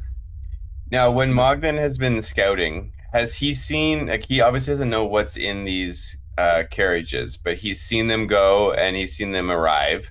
Is there any correlation between the carriage that arrives and then the one that departs? Like, when it goes in, is it dumping something and then leaving again, and the people are coming from these side entrances to board these carriages? Like, has he seen anything like that in regards to how the carriage react, or how it plays with the comings and goings of the other ones? I'm going to ask for a straight D20 roll. Just D20, no modifier. 10. Very middle of the road, literally. Very middle of the road. Middle of it, yeah. Okay, so this is what you gather from your time watching these carriages come. For the most part, they're coming under the cover of darkness. They're coming in this kind of more clandestine situation. You have, with a 10, you don't get a lot of information, admittedly, but what I'll say is the reception of the carriages, because what I'll say is with a 10, you haven't been able to see on the inside. So you're not confident what is coming and what is going. You imagine it's as Andy has alluded to, it's people, but what is going is the question mark. You're not sure, are people going? Is it empty when it goes, or is there something else going on here? That's kind of part of what's happening here. But the reception of these carriages is not the standard guard.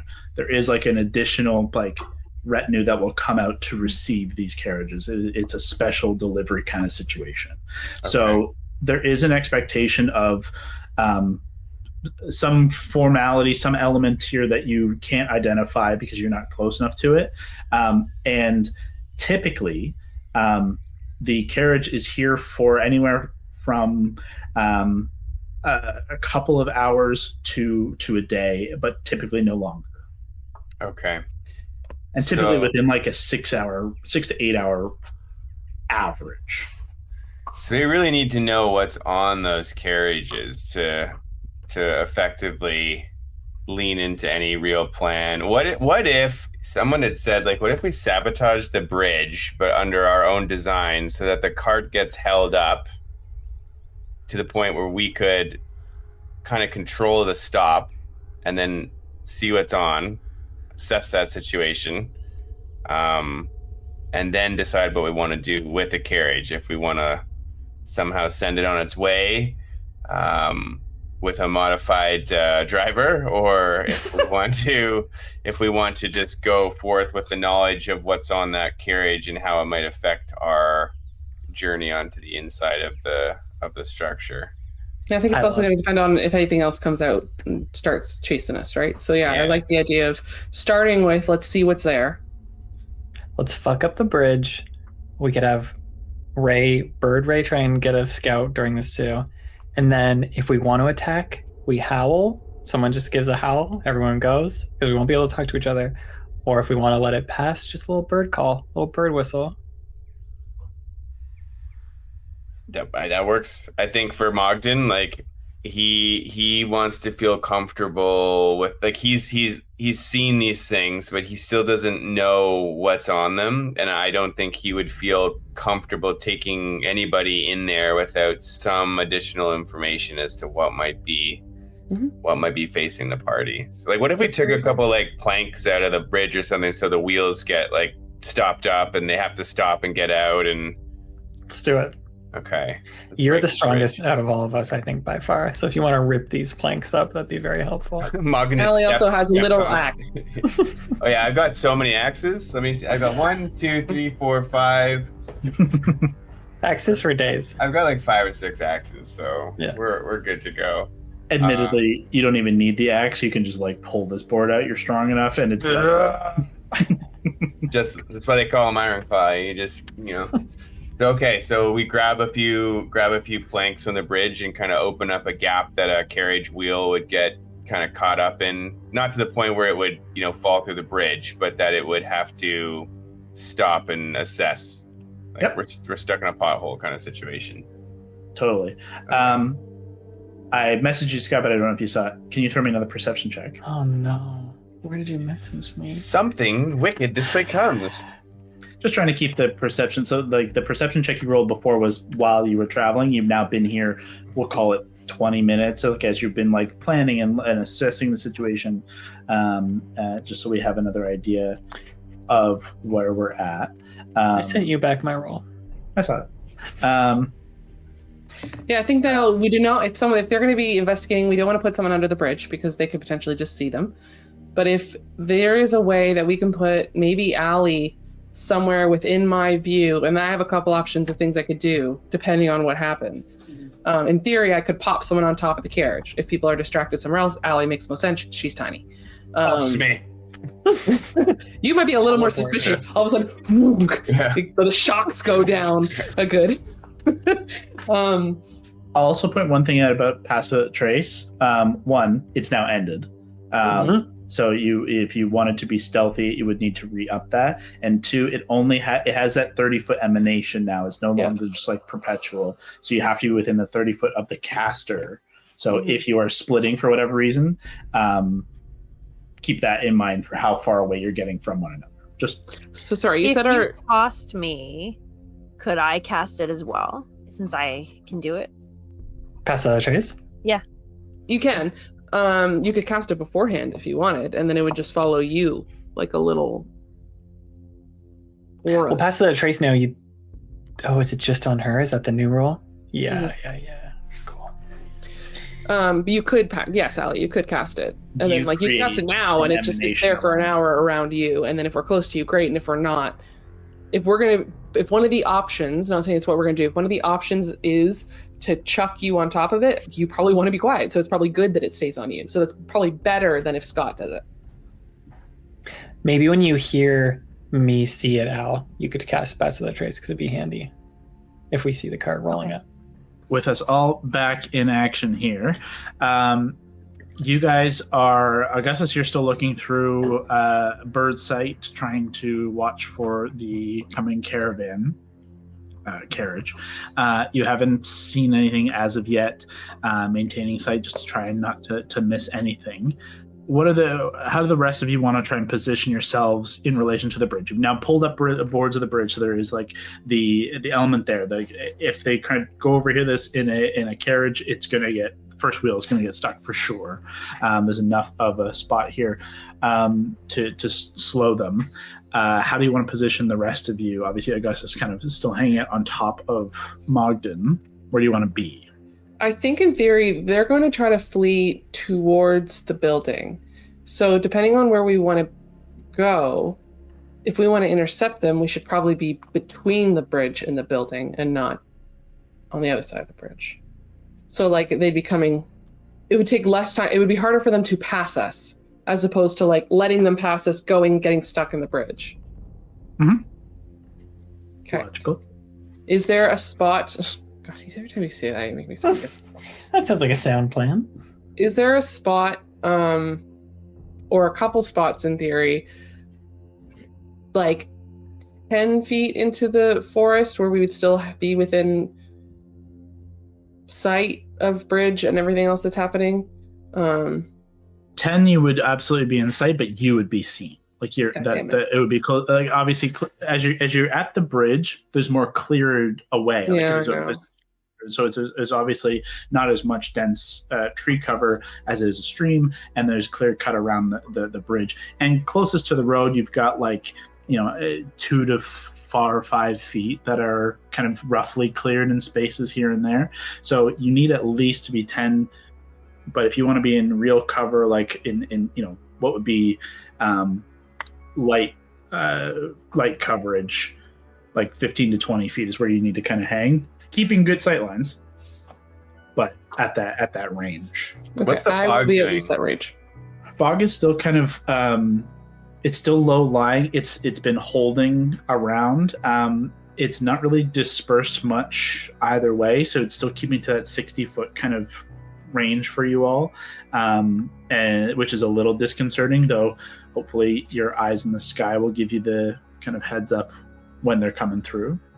If Mogden were to get down on his belly in the fog and kind of the brush, but closer to the bridge, and was just kind of in a prone position, would he, to the naked eye, kind of blend in with the brush, or would he be a big lump? You with a little bit of someone doing a little survival to kind of cover you up with some stuff to kind of give you a ghillie suit of various twigs and fucking leaves and shit. Definitely doable based on how well they can roll. Allie, do you have anything ranger wise, like favored terrain? Is forest your favorite terrain? Is that not a thing in the new version? I don't think that's a thing in the new version. No, I don't. Yeah. Okay, never mind. But she is very good at survival for that particular question from Tyler. Kev can climb up walls and trees. He could just climb right up a tree trunk. That's true. He could go up. I'm wondering if we want to be close enough to act, but if we want to flank this bridge, if we want to put a couple of people on either side, and then if we want someone closer to the end, where if we needed to box them in, we could kind of cover the entrance or the exit, I guess, for them. But then even a distraction while they're working, and then people could come from the sides to attack the back of the caravan. Do we want to sort of spread ourselves out a little bit so that we're tactically in a position to converge on the bridge? Or I think Mogden wants to be close so that he can mess stuff up. Yeah. We could do a bunny, Allie, and Kev on either side of the bridge, either side of the front of the bridge, in trees, if that is relevant to what it looks like. Are the trees super spindly and marshy here, or are they big? A bit of both. Based on what I have on the thing, it's going to be a lot of various evergreens, but it's just what I happen to have. But yeah, you're kind of get a little bit more of thinner birch kind of style trees, but there's still lots of stuff that has the kind of moss hanging in it. You've got lots of extra elements of coverage, plus darkness, and you'll still have the capacity for cover. And then, okay, go for it.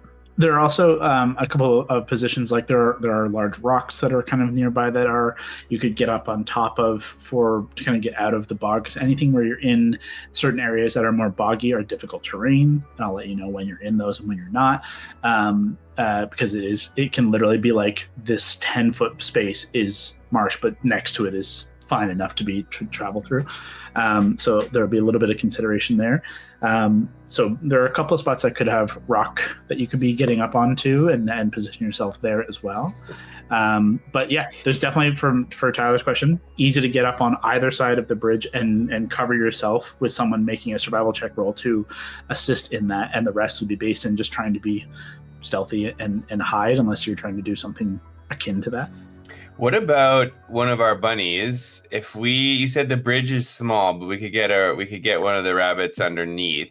What if the board that we've pulled would force the wagon to stop in such a way that one could crawl out underneath without being noticed, and get underneath it and have a look around. Like, I'm picturing if it's like a horse-drawn, like covered wagon, you could kind of peek in the back and see what was there if you wanted to. You've got the option to kind of come from the bottom. That's interesting. It's certainly possible to draw a clearer picture of what the carriage has looked like. It's been horse-drawn. It is kind of classic, like covered wagon setup, but instead of the kind of canvas back end, it's more built up on the sides and back to be more like a prison transport. Like you can imagine, like it's more reinforced. There's still places to like peek in and look through to get a visual. For sure, is still there. Notably, the driver's box is like an open box. Like they sit up. There's no cover. They're up in the element, sitting at the very like kind of top edge of like the carriage box before it kind of backs into the. Okay, so they're exposed. They're not covered. Fully exposed. Okay, who are the archers in this group? You've got Enid, and then you've got Decrane with bow and also pistol. Do we want to set up like an Overwatch kind of situation from a high position? Payload. Yeah, you've got like a position to shoot with a ranged weapon if we needed to. Well, that's where Kevin being able to fucking spider climb up anything could come in handy. He could station himself pretty sturdily in a tree. Yeah. Do you want me to put you up in kind of the highest tree point, the best position close to the bridge? Decrane? Yeah, and closer to the bridge.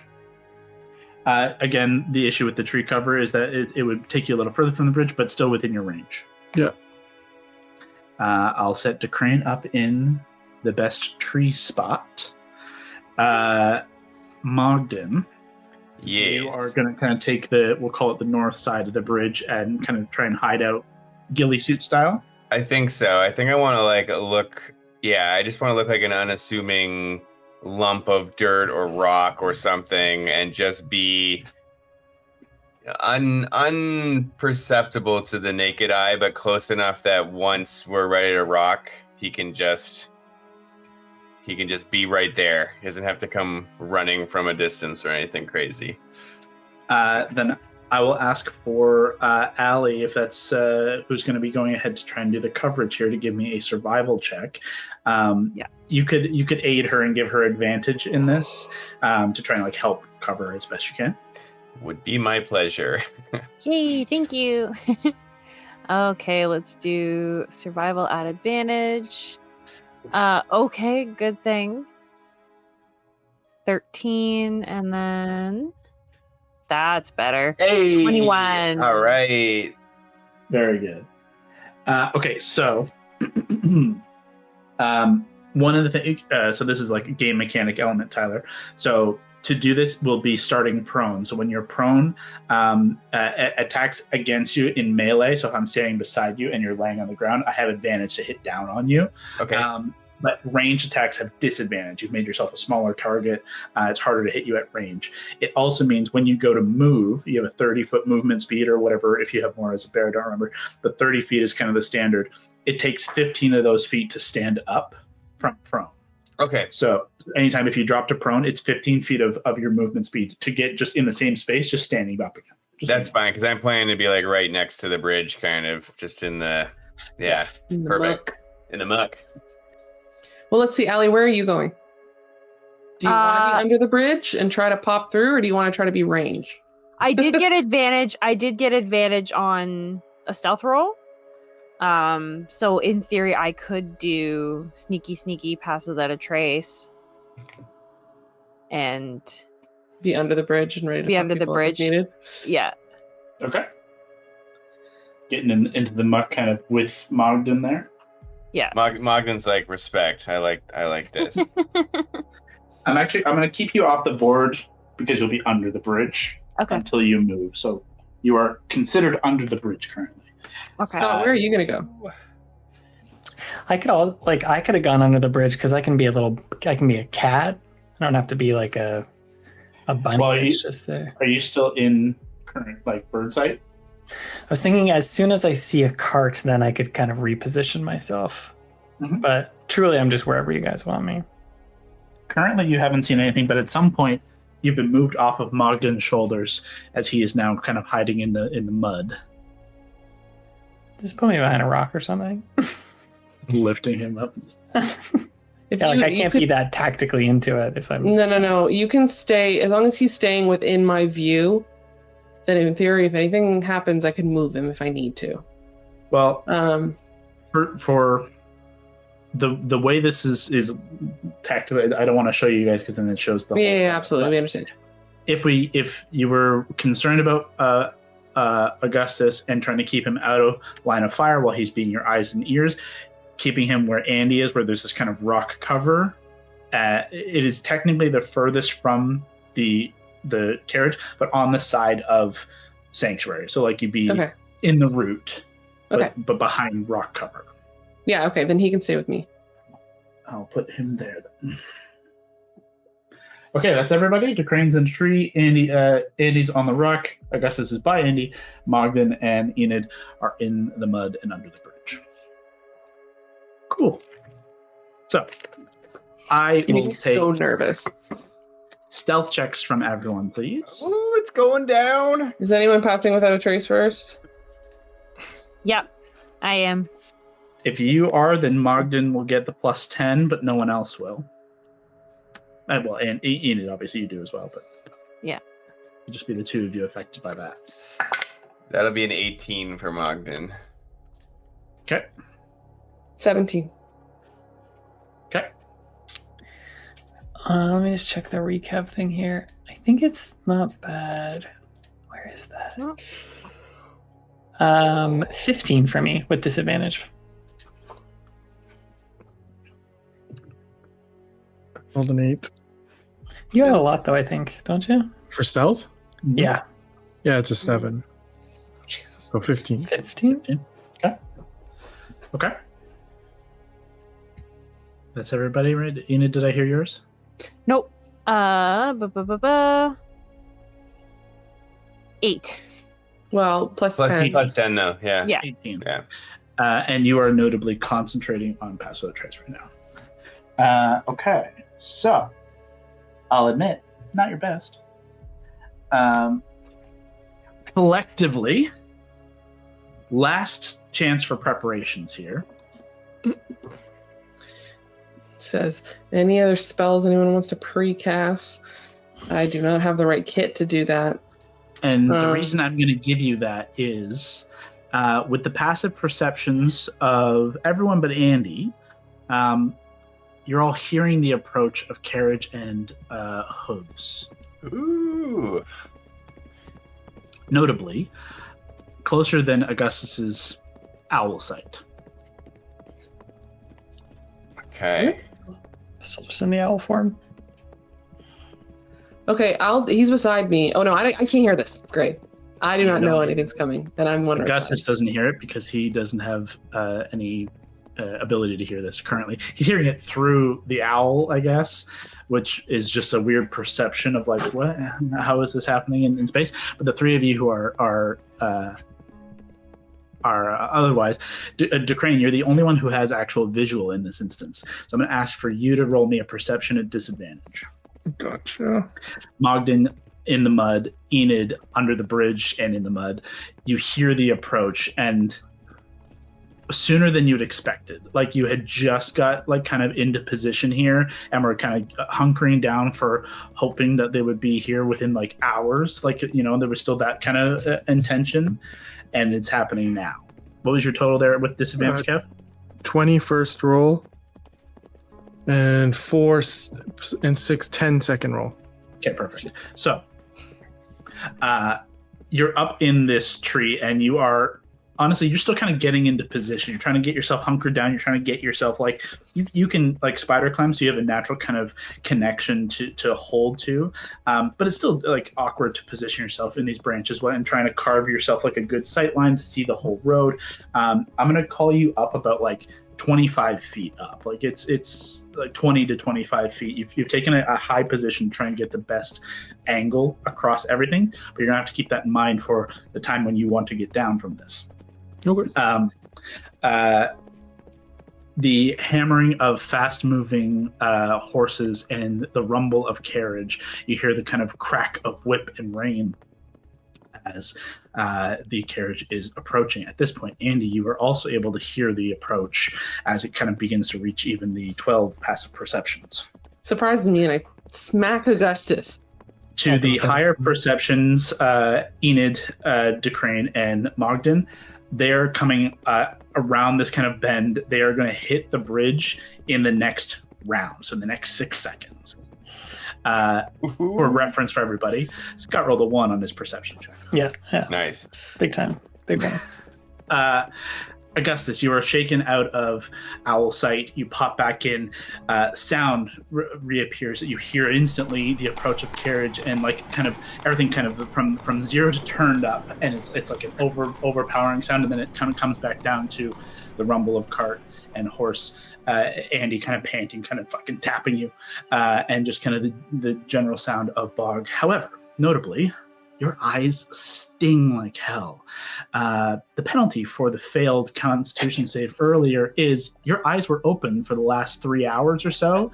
Your eyes are frozen. You're considered blind. Oh, no.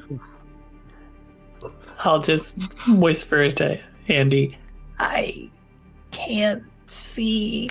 You try to like blink, and there's crust of ice that has like kind of formed around your eyes. Your eyes are so dry. You just are. It's blurred bullshit. Like you can't see. Oh no! Get back into Ray and get her over here.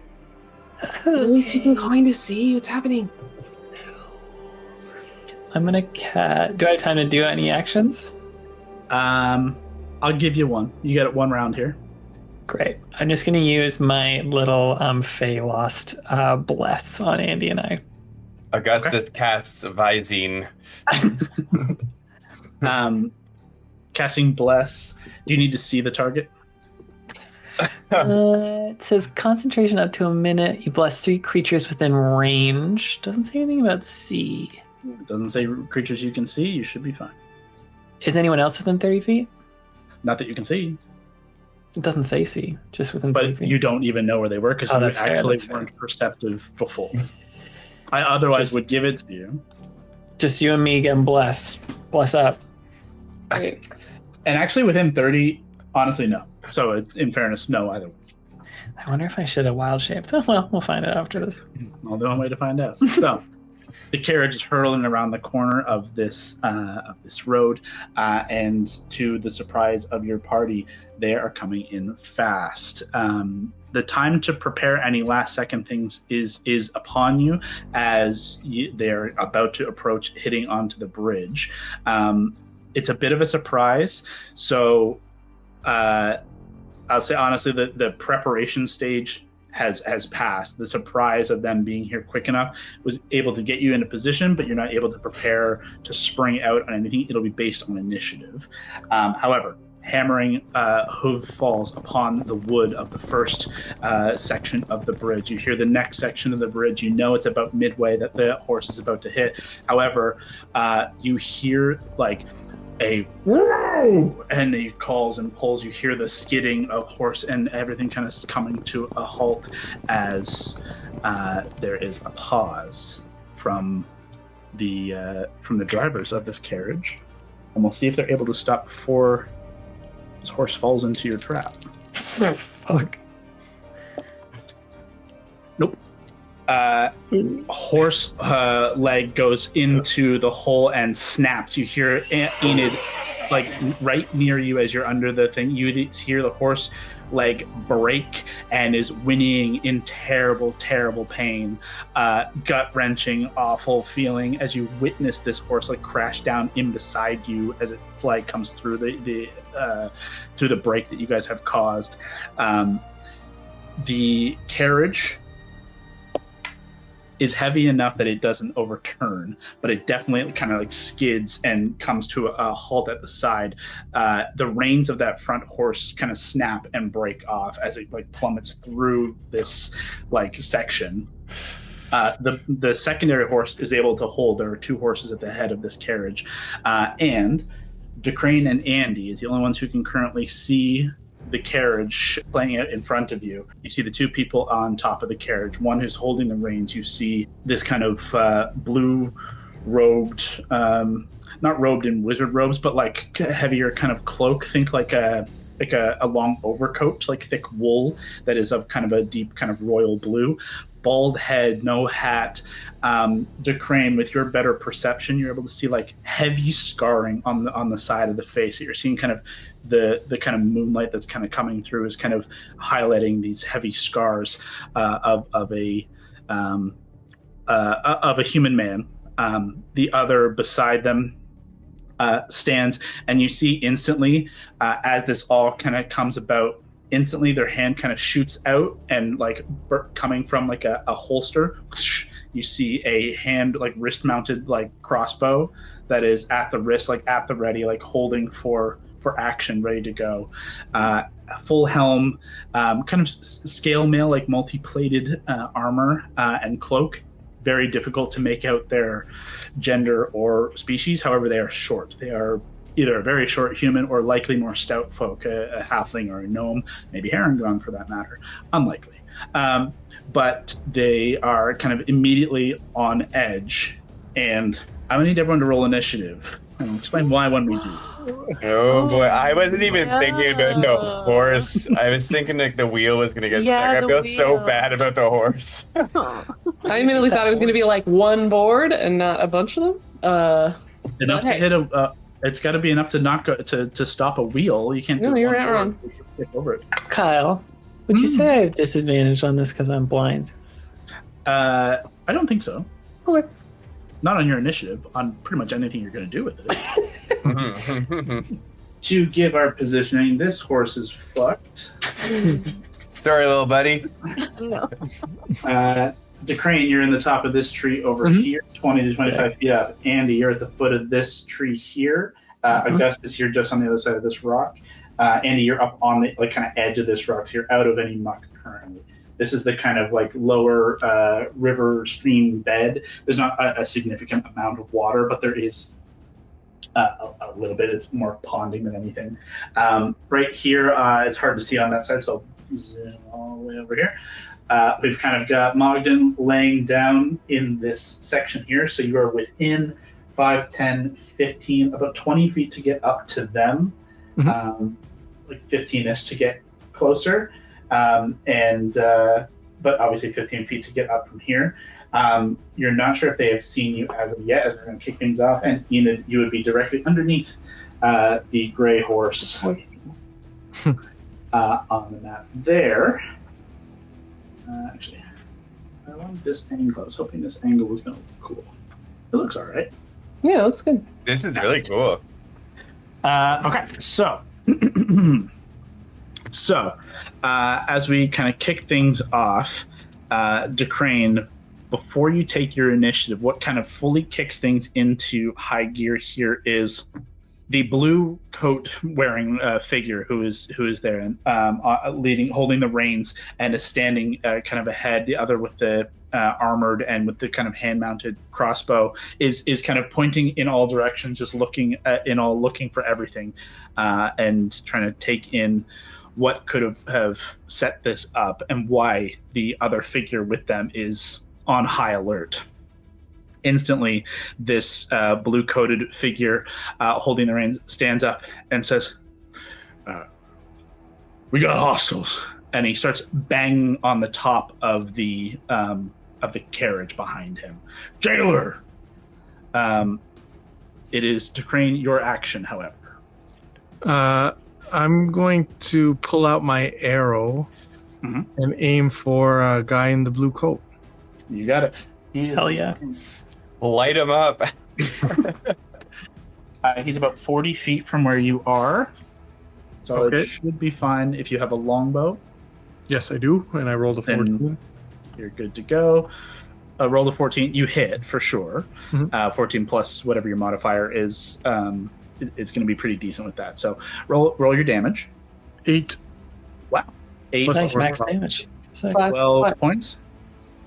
yep. Okay, so you fire your arrow at this blue kind of coat-wearing figure, and their eyes flick in your direction, and they catch the arrow out of midair and are going to deflect it out of hitting them. What? And that's with a success? Deflect missile. Yeah, Deflect they missile is are cool. able to turn the damage to 0. I rolled to try and surpass your total, and it surpassed how much damage was dealt. Able to grab and redirect the missile. Mogden, unfortunately, despite the survival that was really well done, you hear with your passive perception and Enid's passive perception, I see your fey magic, and throws the arrow at you. It is a ranged projectile, so he has disadvantage on the throw against you. However, so he can see me, can he? It would seem so. It does miss. It hits into the mud, so maybe he doesn't have a great idea. Maybe it's a general range, but it embeds into the mud about 3 inches from your face, and you realize the jig is up. Okay. Is it me now? Not yet. Okay. Decrane, that's your first attack. Oh, okay, so I'm gonna fire again, I guess. That would... Yeah, bow this guy again. Yeah. Call his bluff. 12 roll. Okay. So 12 and 9, 21. 21 hits. Okay. And I rolled a 4 and then plus 4, so 8 total. 8 total. Okay. As he turns to throw the arrow towards Mogden, you're able to catch with the second arrow as it kind of skins in. It hits into the coat. You're not sure exactly where it hits into this figure, but you see it does deal the damage. It does embed. You've successfully landed the hit. Anything for a bonus action? For bonus, no, nothing yet. Okay, that ends Decrane's turn and takes us to our high-rolling hostiles here. Unfortunately, they did roll a 22 and a 21 on their initiatives. So this figure who just threw the arrow hammers on the top of the carriage here, and then is going to drop the reins and is going to leap towards Mogden. Oh, buddy. He's going to leap, is able to make that jump with his, 20 on that. 20 total, not natural 20. Leaps over, kind of into the muck, and you see no weapons in hand, but with Mogden down, and is going to hammer you with some melee strikes with advantage as you're prone. Yeah, fuck, we got a monk. That's a natural 20, which is super fun just to start it off. Welcome to the game, Tyler. Yeah. And Mogden's dead. Mogden's dead now, so it's been good, guys. Thanks for having me. Not a high roll, so 8 points of bludgeoning damage on that one. Okay. I need a Constitution saving throw from you. Alrighty.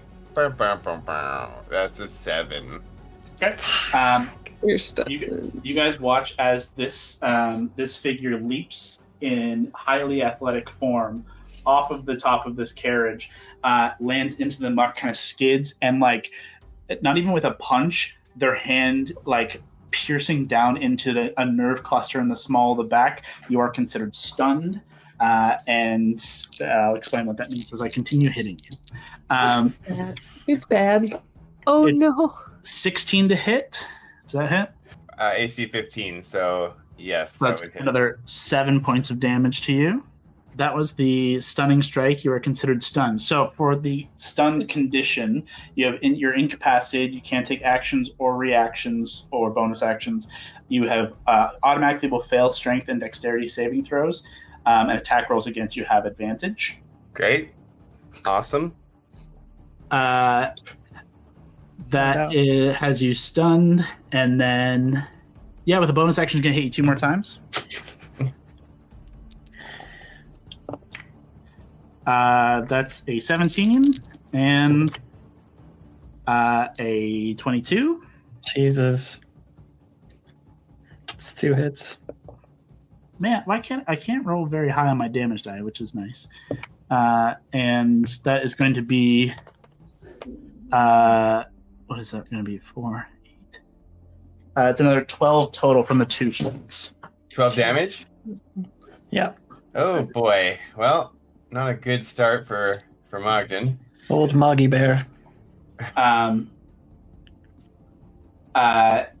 With the end of his turn, with that last strike, and with you kind of stunned and reeling from the effects of this kind of nerve cluster strike and like all this preemptive buildup kind of quickly ebbing away, that last strike, he's going to kind of grab the back of your head, lift your head out of the mud, and lean down and just say, "Oh, you'll make a nice prize for the lady." Drop your head back into the muck. The other figure is going to look up at DeCrane as you have exposed yourself in the firing of arrows and standing there. They are going to... you see with the kind of hand crossbow that's kind of mounted to the wrist, you see with the other hand they draw a vial from a pouch and kind of quickly do a little maneuver with this vial and are going to fire a wrist bolt up at you. That's a natural 2. That's a miss. The bolt hits into the tree and embeds into the tree. With your highly perceptive senses, you can hear the sizzle of some venom that was applied to that bolt. With the second shot, that's a natural 17 for a total of 24 to hit. Oh, yeah. That is going to be 6 points of piercing damage, and I need a Constitution saving throw from you. Sure. Jesus.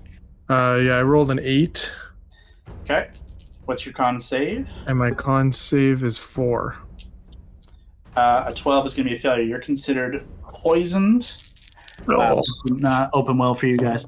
You're going to take an additional 11 points of poison damage. While poisoned, you're considered paralyzed by this bronzebane venom. Oh, God. It's going so bad. Bad. No. In the tree? Oh, at least your spider climb stuck to it. So this is where I'm going to roll to see how does that paralysis affect the spider climb. Because if you were just standing there, you would fall. If you were holding onto something, I would roll to see whether your paralyzed hands were paralyzed enough to hold on. Does your stickiness, whatever we want to call this, actually last while paralyzed? So Kev, I'm going to get an emphasis roll from you. Roll 2d20s. 2d20s, okay. Closer to 20, you stick. Closer to 1, you fall. Okay, and there you go. That's closer to 1. Come on down. Oh. So 25 feet down is another 4d6. Oh my lord. No, 3d6? 3d6, sorry. Fucking awful roll. 6 points of bludgeoning damage, but you are paralyzed and prone. Take it. That takes us to Augustus. I can't see shit. Yeah, so we got a blind party member, we got a stunned party member, and a paralyzed party member. This is great. Good start so far. I imagine I hear all of this commotion. You're very perceptive. You hear everything. Telepathically, I'm going to have Ray start flying back as her little... She was 100 feet from you to keep within the range.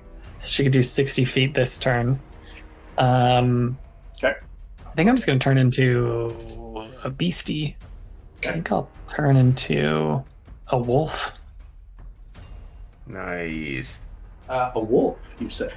Never done it before. Let's do it. Oh, actually, wait. Did I prepare that? Scott, are you smart? I think I'm dumb. I am smart. Kyle, can I change that?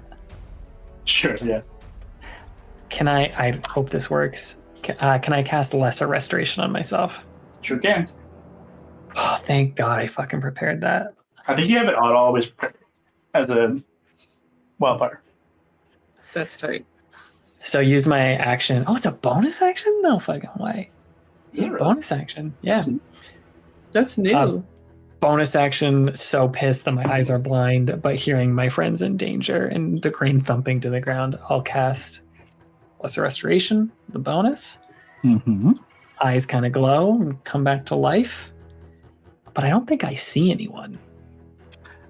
Even with your high perceptions, as your sight does clear, you do see the crane down on the ground here. Obviously, you see Andy immediately here. You see this horse flailing in the hole you've created. You don't see Enid. You can't see across to these guys over here, just with natural sight lines. You see this other horse, and you don't see anybody else. That's it. Okay, Kyle, sorry to be this asshole to you. Then I'm going to use my action to summon my wildfire spirit, so we can just have the find familiar disappear as she appears beside me as this wildfire spirit. That's A-okay. Where is she? There she is. I'll position. Do you want to just right beside you like that? Yeah, let's do it. Are you holding or are you moving? I think we'll move directly north past that tree towards the bridge. Yeah, exactly. 5, 10, 15, 20, 25. 30 would get you just... Perfect. Right there. Now I can see Moggy. Yeah, that's great. Okay, and Ray to come with you, presumably? Yes, please. All right. Mogden. So we come to you. A stunned creature, unfortunately, is just stunned until the end of the stunner's next turn. So unfortunately, the stun just takes your turn out. Great. Love it. Jesus. My sincerest apologies. You've been wonderful. What can you do? What's running through Mogden's mind in this moment? Oh, he's pissed, and he knows as soon as that wears off, it's go time. It's going down. I love it. Mogden prepares his rage. It's building. It's bubbling to the surface. Oh, he's ready to rage, baby. Hopefully, we get to that. He's dead before then.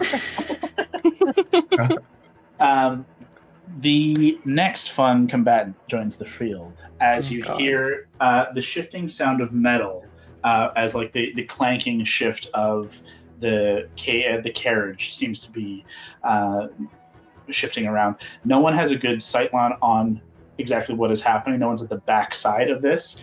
However, Andy, you're the only one to see this too.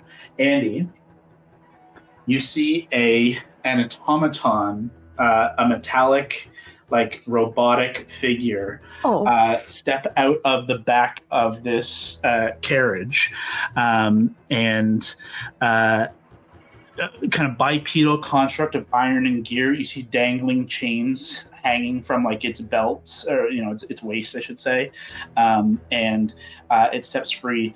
Here's the kind of call out to action, and you hear a disembodied female voice, presumably the other figure, that shot DeCrane, say, "Jailer, round them up!"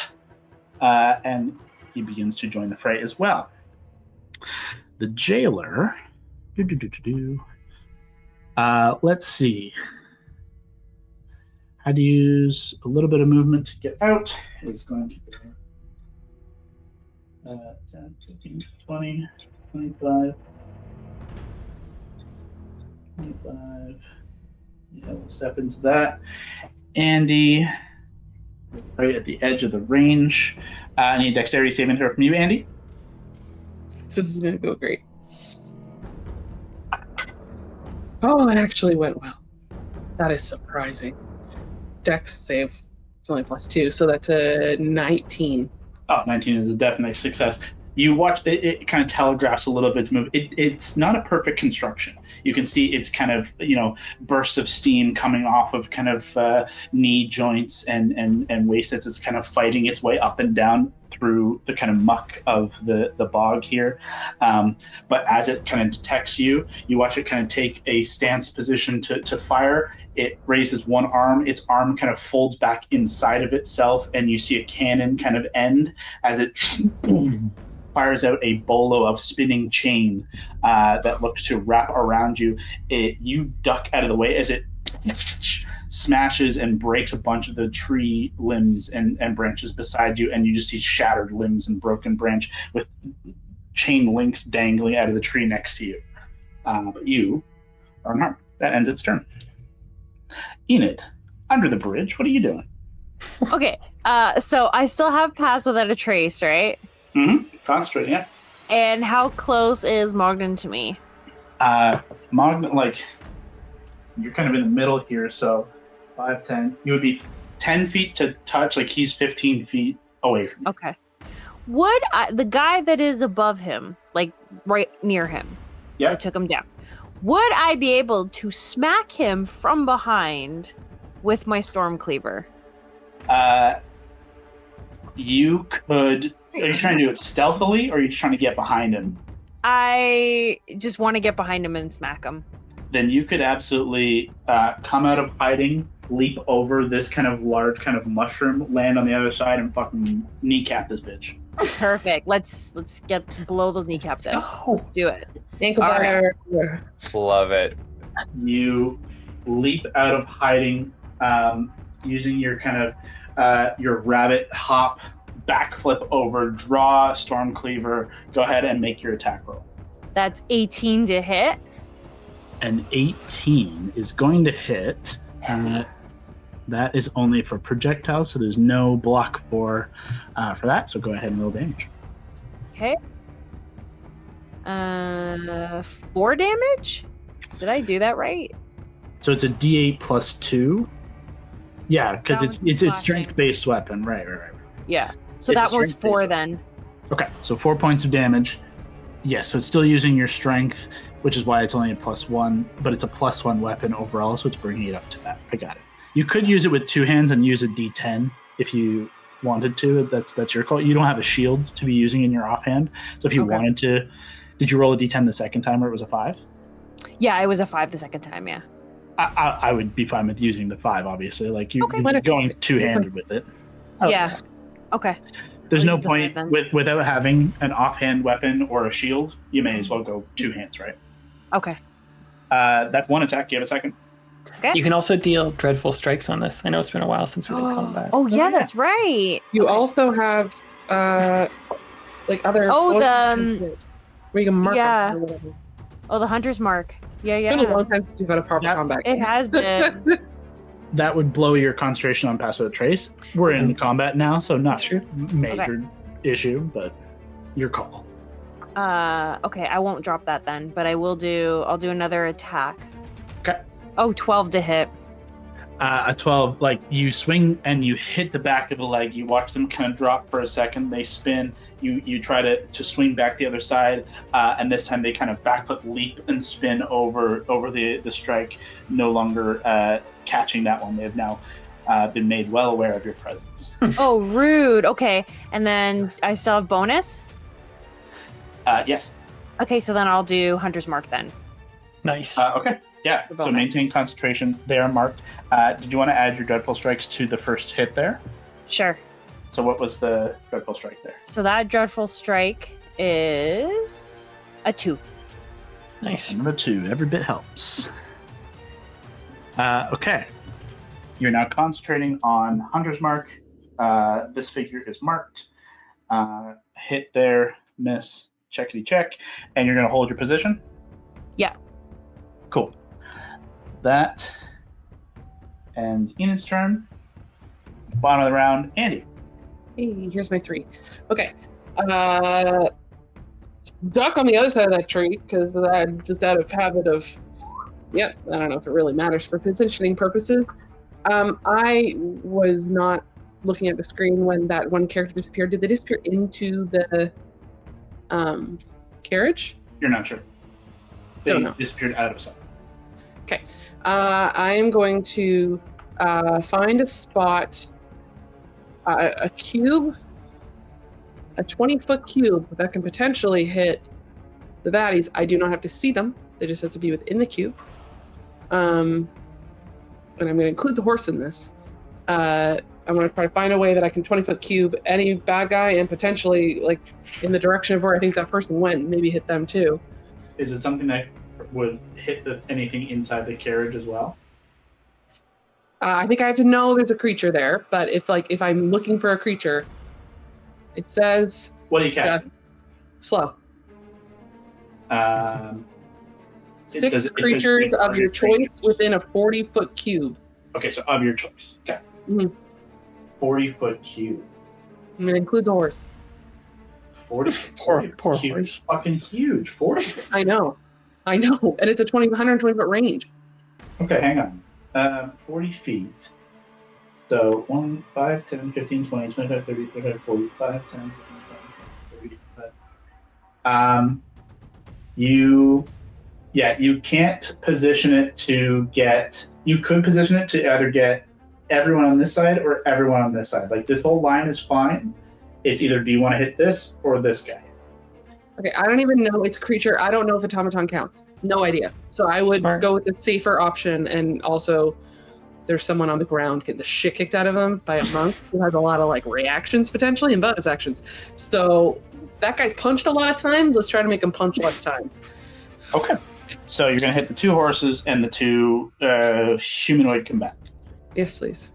Here we go. Horses first. That one horse is already slowed. That's a 12 and a 6. They both fail. The death becomes slower. Congratulations. It is more excruciating. The blue figure. I hate that guy. Hot dice. I shit you not, natural 20. Yeah, we didn't want hot dice there. We didn't want hot dice. Oh. Can I see them? For us. Can I see them? Honestly, no, because they're across the bridge and there's so much shit in the way. Fuck. Okay. Like you can barely see them on camera right now. I know. That's true. Like, unfortunately, like literally, the bridge would be at their kind of head height. They're sunken down in the mud, fighting the other 2. There's horses in the way. That's fair. I try to be as benevolent as possible. The other one doesn't have advantage. So, the unseen one.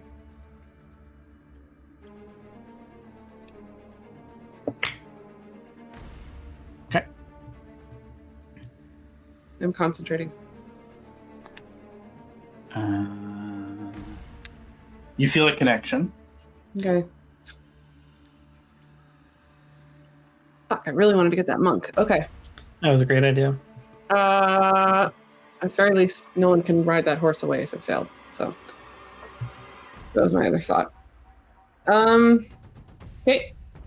I do not have a bonus action that will work in this circumstance. So that is my turn. Maybe I should move further away from the thing that's trying to murder me. Can I go around the other big tree? And like kind of park cover between that thing and me with the tree? Oh, that thing, yeah. Yep. The thing that seems very intent on the capturing you? The jailer? Yeah. Okay. I can still see what's happening on the bridge. I mean, you can see through like the elements of tree. You can kind of be poking out and popping out, but you have full cover currently behind this tree from the jail. Okay. That ends Andy's turn. That's 1 round in. Great. Let's move on to round 2. To Crane. Unfortunately, you are paralyzed. How long does that last? Is there anything I can do? Unfortunately, no. This paralytic holds you until you suffer damage next. Cool. I was gonna say I wouldn't know that, so I can't like yell. Somebody hit me with a rock. No, we don't know that either. Unfortunately, with being paralyzed, you can't like you can't even get anything out. So, like if you have telepathic, elements, that I would allow that for sure. Unfortunately, like this is a unique instance where you feel the burn of this toxin. You recognize the presence of a venomous toxin, and it would normally like work its way through a bloodstream, and you do in a way have a bloodstream. It's just very unique. It's very different, but it is still affecting the energy within your system. It's sent everything into lockdown. You're fully frozen. You have no. Unfortunately, it does end your turn. There's nothing further that you can attempt to do until you suffer damage again. In which case, it instantly will drop. No save necessary. Okay. That will take us to the the two here. So the Witch Hunter is under the effect of slow. Can you hit me with the effects of slow, please? -2 to AC, can either take an action or a bonus action, not both. And if they have multiple attacks, they only get one. If they want to cast any spells, there's a 25% chance it doesn't work. Well, they're not casting spells, so Yeah, don't have to worry about that. However, they can't attack and do that. Kind of blows for the whole action economy thing. And no reactions, obviously. Yeah. No reactions. Yes, sorry, that's the other one. Save at the end of the turn? Yep. Okay. Well, from their position... Oh, man. And... they're also Their speed is halved. half speed. Yeah, it's slow. Yeah. So that was a dope fucking spell. That was one of the best spells. Fuck. Well, they can't get anywhere, and they don't want to go that way. It is a perfectly shitty spell. That's why I prepared it. It's what I swapped out today. Nice. Well, they're just going to hold where they are and shoot Enid in the back. Cool. Sick. Only one time. Nice. Only one time. However, they don't get advantage because they're not able to use their bonus action to hide. But if they do hit, you are still within melee of a combatant there. So, oh, that's the wrong guy. Witch Hunter, Wrist Bolt. And the venom has been applied. So, Enid, that's going to hit you with a 23. Yep, that definitely hits. I need a Constitution saving throw from you. Okay. You do get hit with the additional 20. Okay. You succeed on the Constitution saving throw. However, you still get the ambusher extra damage against you plus the initial bolt for a total of that's going to be 16 points of damage. Okay. And you succeed on the save against the poison. You still take half of it, which is 4. So 20 total points of damage. Okay. That is their full turn. They're going to hold their positioning there because they can't move far enough away. And this at least is stronger cover than anything they would get to. So ending their turn, definitely well-placed slow. They get to save. They get to save. Does a 16 succeed? Oh, yeah, it does. They are no longer slowed. Janet. Okay, well. Still ends their turn.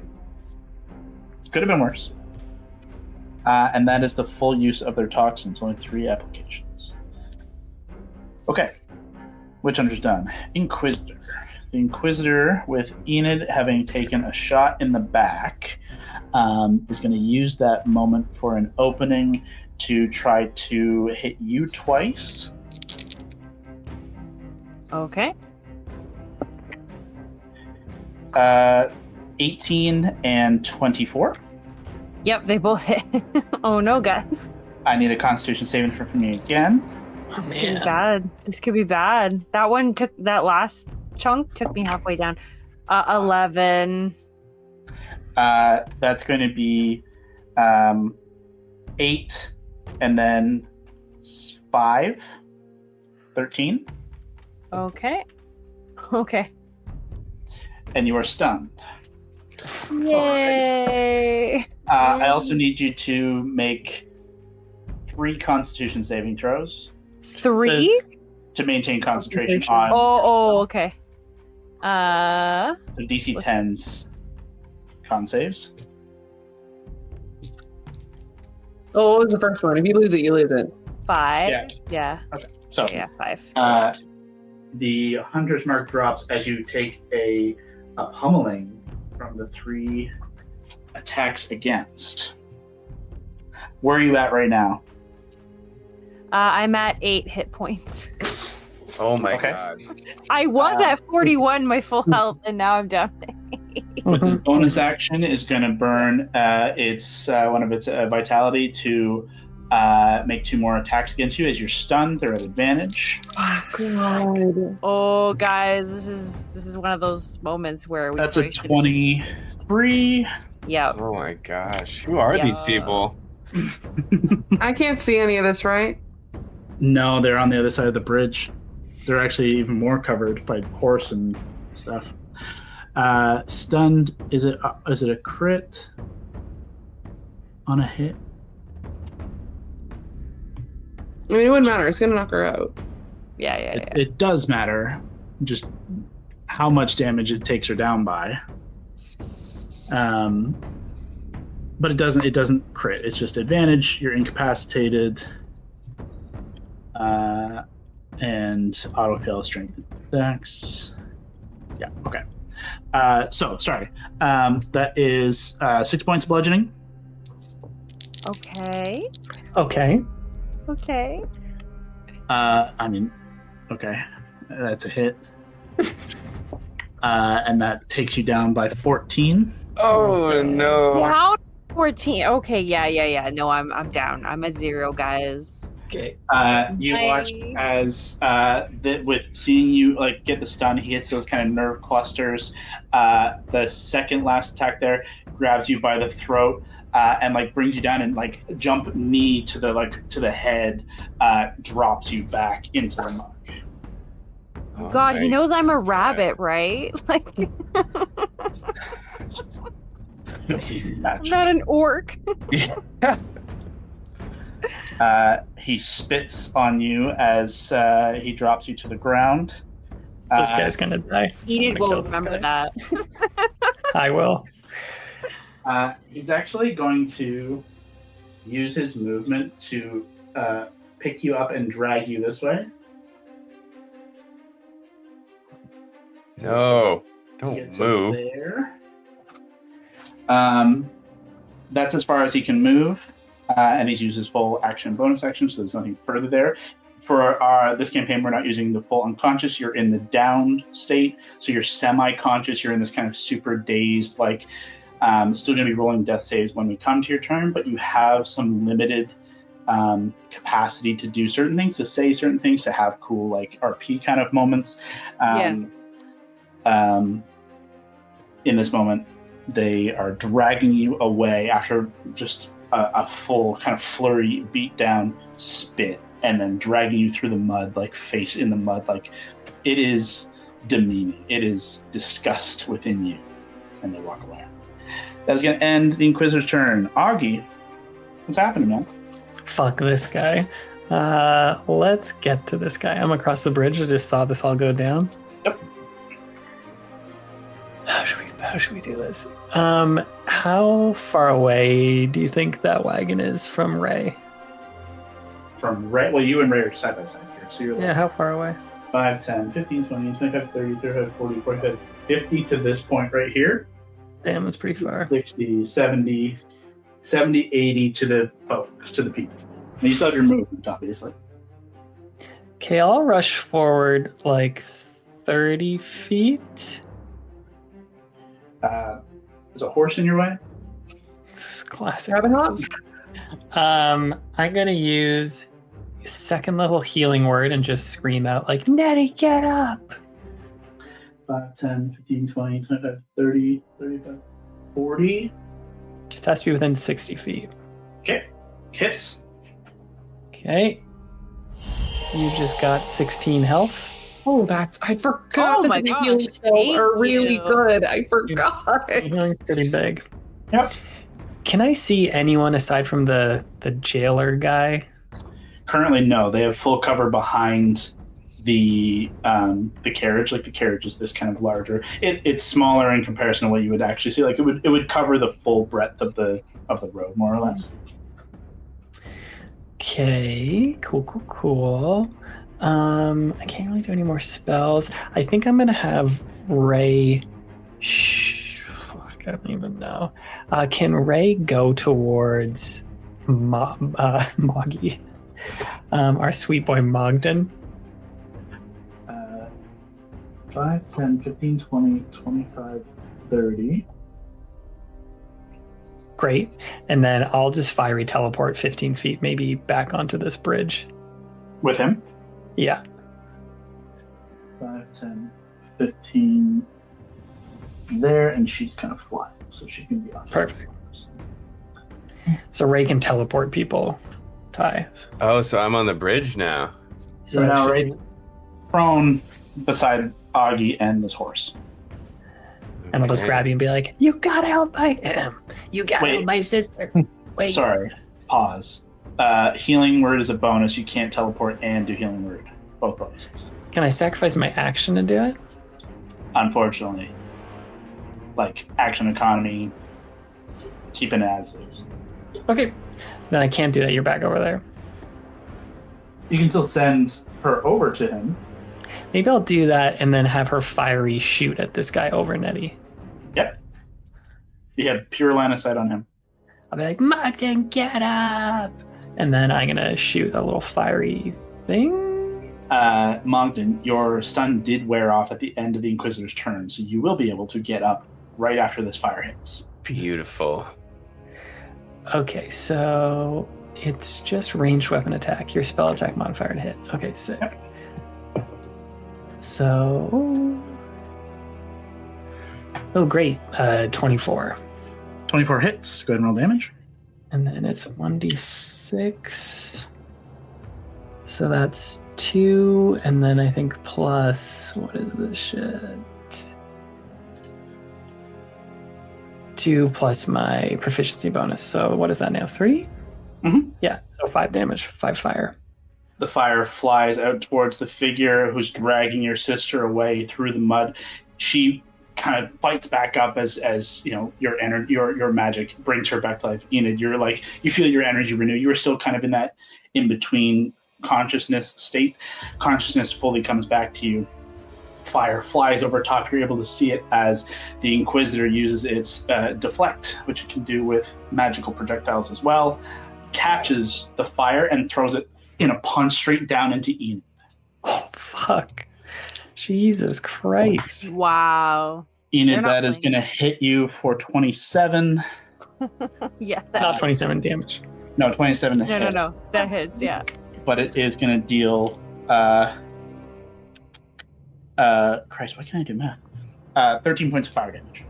Oh, guys, I'm at 3. I'm gonna murder this guy. Oh, my heavens. That was his reaction to Augustus' fire. Augustus, you watch Ray fire with your intentions, and you watch your own fire turned against your family. I'm gonna kill this guy. Thankfully, You're gonna stop putting projectiles at this guy. Mogden gets to stand up and join the fray. Your turn. So, do I still need to use my 15 feet to get up, or? Yes, unfortunately, so you have to stand up for 15. Okay. Each of these squares on there is 5. So he pounds his little paws into the mud and just like pushes himself up. Am I allowed to use one of my bonus actions off the top? Can I enter my rage now, or do I have to wait? Absolutely. Oh, it's all interchangeable. Mogden is pissed off. Seeing this little rabbit that he's become quite fond of brutalized in this manner. He is not the bear that you met. He is this raging ursine monster now, and he is ready. So each of those squares is 5, and I can move 15. 20, 25. You won't be able to get to him in melee. You do have your hand axes, which are thrown. Oh, trust me, I have thought about that. So I'm gonna go my full 15 feet, I guess. So as close as I can get. Speed is, sorry to interrupt you. Your speed is 40, if that makes any difference here. It kind of does, but unfortunately, this is Still the not difficult enough? terrain because it's specifically down into the muck. So it's double, actually. When I said it was 5, it should have been 10. So you can only get to, with 15, technically with what did I say? With 25 would be 5, 10, 15, 20, 25. So you're still, unfortunately, 10 feet out from being at melee of this guy, but you can still throw easily with him. Beautiful. With him. So Sorry. When you go into your rage, which rage do you go into? Oh, do I have choices? You can choose which animal to embody with the wild heart. Sick. So we're gonna go full bear. Double bear. And this bear is loaded for bear, and he's pissed off. So Mogden like lumbers as close as he can get. This stun, the stun is wearing off. He sees poor Enid just getting raked over the coals here, and he's furious. He's not even speaking. It's just like heavy breathing, and he throws back his fur cloak to reveal his belt with his belt axes, and he just pulls out the two. Oh yeah, I've got I can wield two, right? I've got my bonus action for 2-weapon fighting. You can even attack twice with this. Use your bonus action to go into your rage, so you wouldn't have the additional bonus action option. I see. You can still throw 2 axes. I can still throw 2. Okay, perfect. Yeah. So if the normal 2 attacks, no matter what, you can do 2 attacks off the room. Fantastic. So Mogden is going to pull those 2 axes from his belt and just like give him a little twist and just let them fly at this guy. And he's just like, he just punched down with the fire into Enid, like nearly taking her back down unconscious. He's just kind of standing back up, his fist, the flames kind of just dissipating, looks up and just sees you trudging forward. Make your 2 attack rolls. Okay. Ty, do you want to make these reckless? If you do, he'll have advantage against you, but you'll have advantage against him for these. Mm-hmm. Interesting. Actually, not just him. Anyone will have advantage. Anyone. For their whole turn? Yeah. Until your next turn, all attacks against you would be made at advantage should they hit you. Risky business.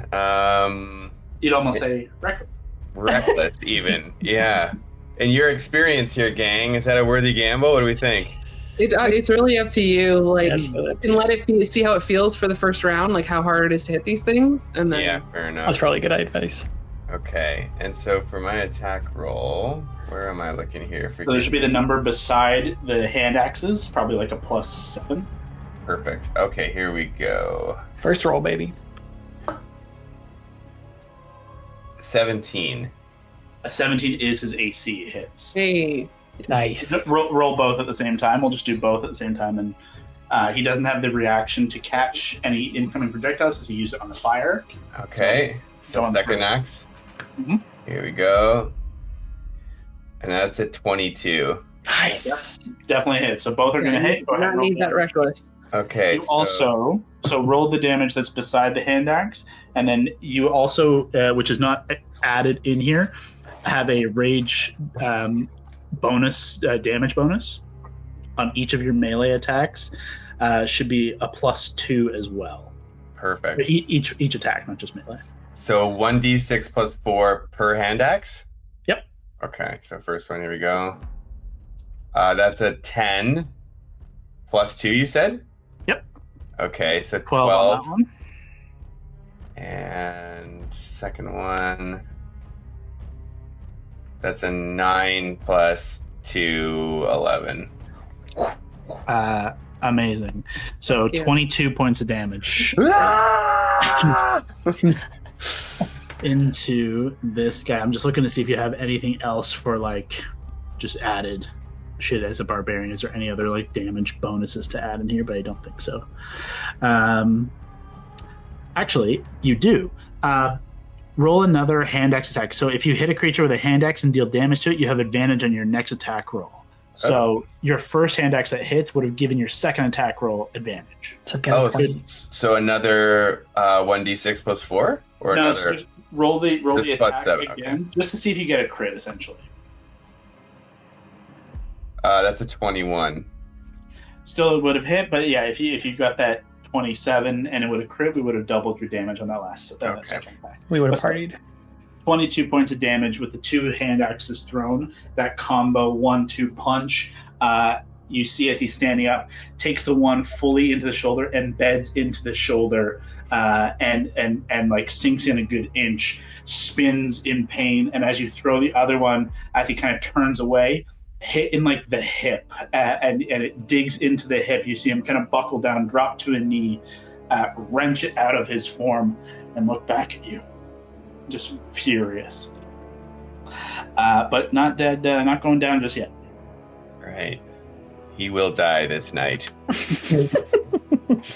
That is going to end Marvin's turn. Alrighty, on this side, we've got the jailer. The jailer has perfectly split between Augustus and Decrane, but Decrane, you are currently prone and paralyzed, so he's going to definitely be going for you to slam down and hit you. You watch the fist turn back into kind of like pummeling metallic fists, and he punches down with advantage to strike you. Oh, awful rolls. Just truly awful. I'm going to miss for sure. It's a 9. Yep. With the second. What? That's how possible. Okay, that's 11. Nope. Good for us. Great for you, but paralyzed with advantage, a 3-4, a 4-6. Wow. We've been there. I've been there, Yeah. jailer. Bad. I get it. Poor jailer. He wanted to be a part of this so bad. Admittedly, it would we are have knocked friends. Kevin out of his shit. Yeah, like it would have worked out. He's going to lose it anyway, top of the round. I was just hoping for the crit. But hey, here we go.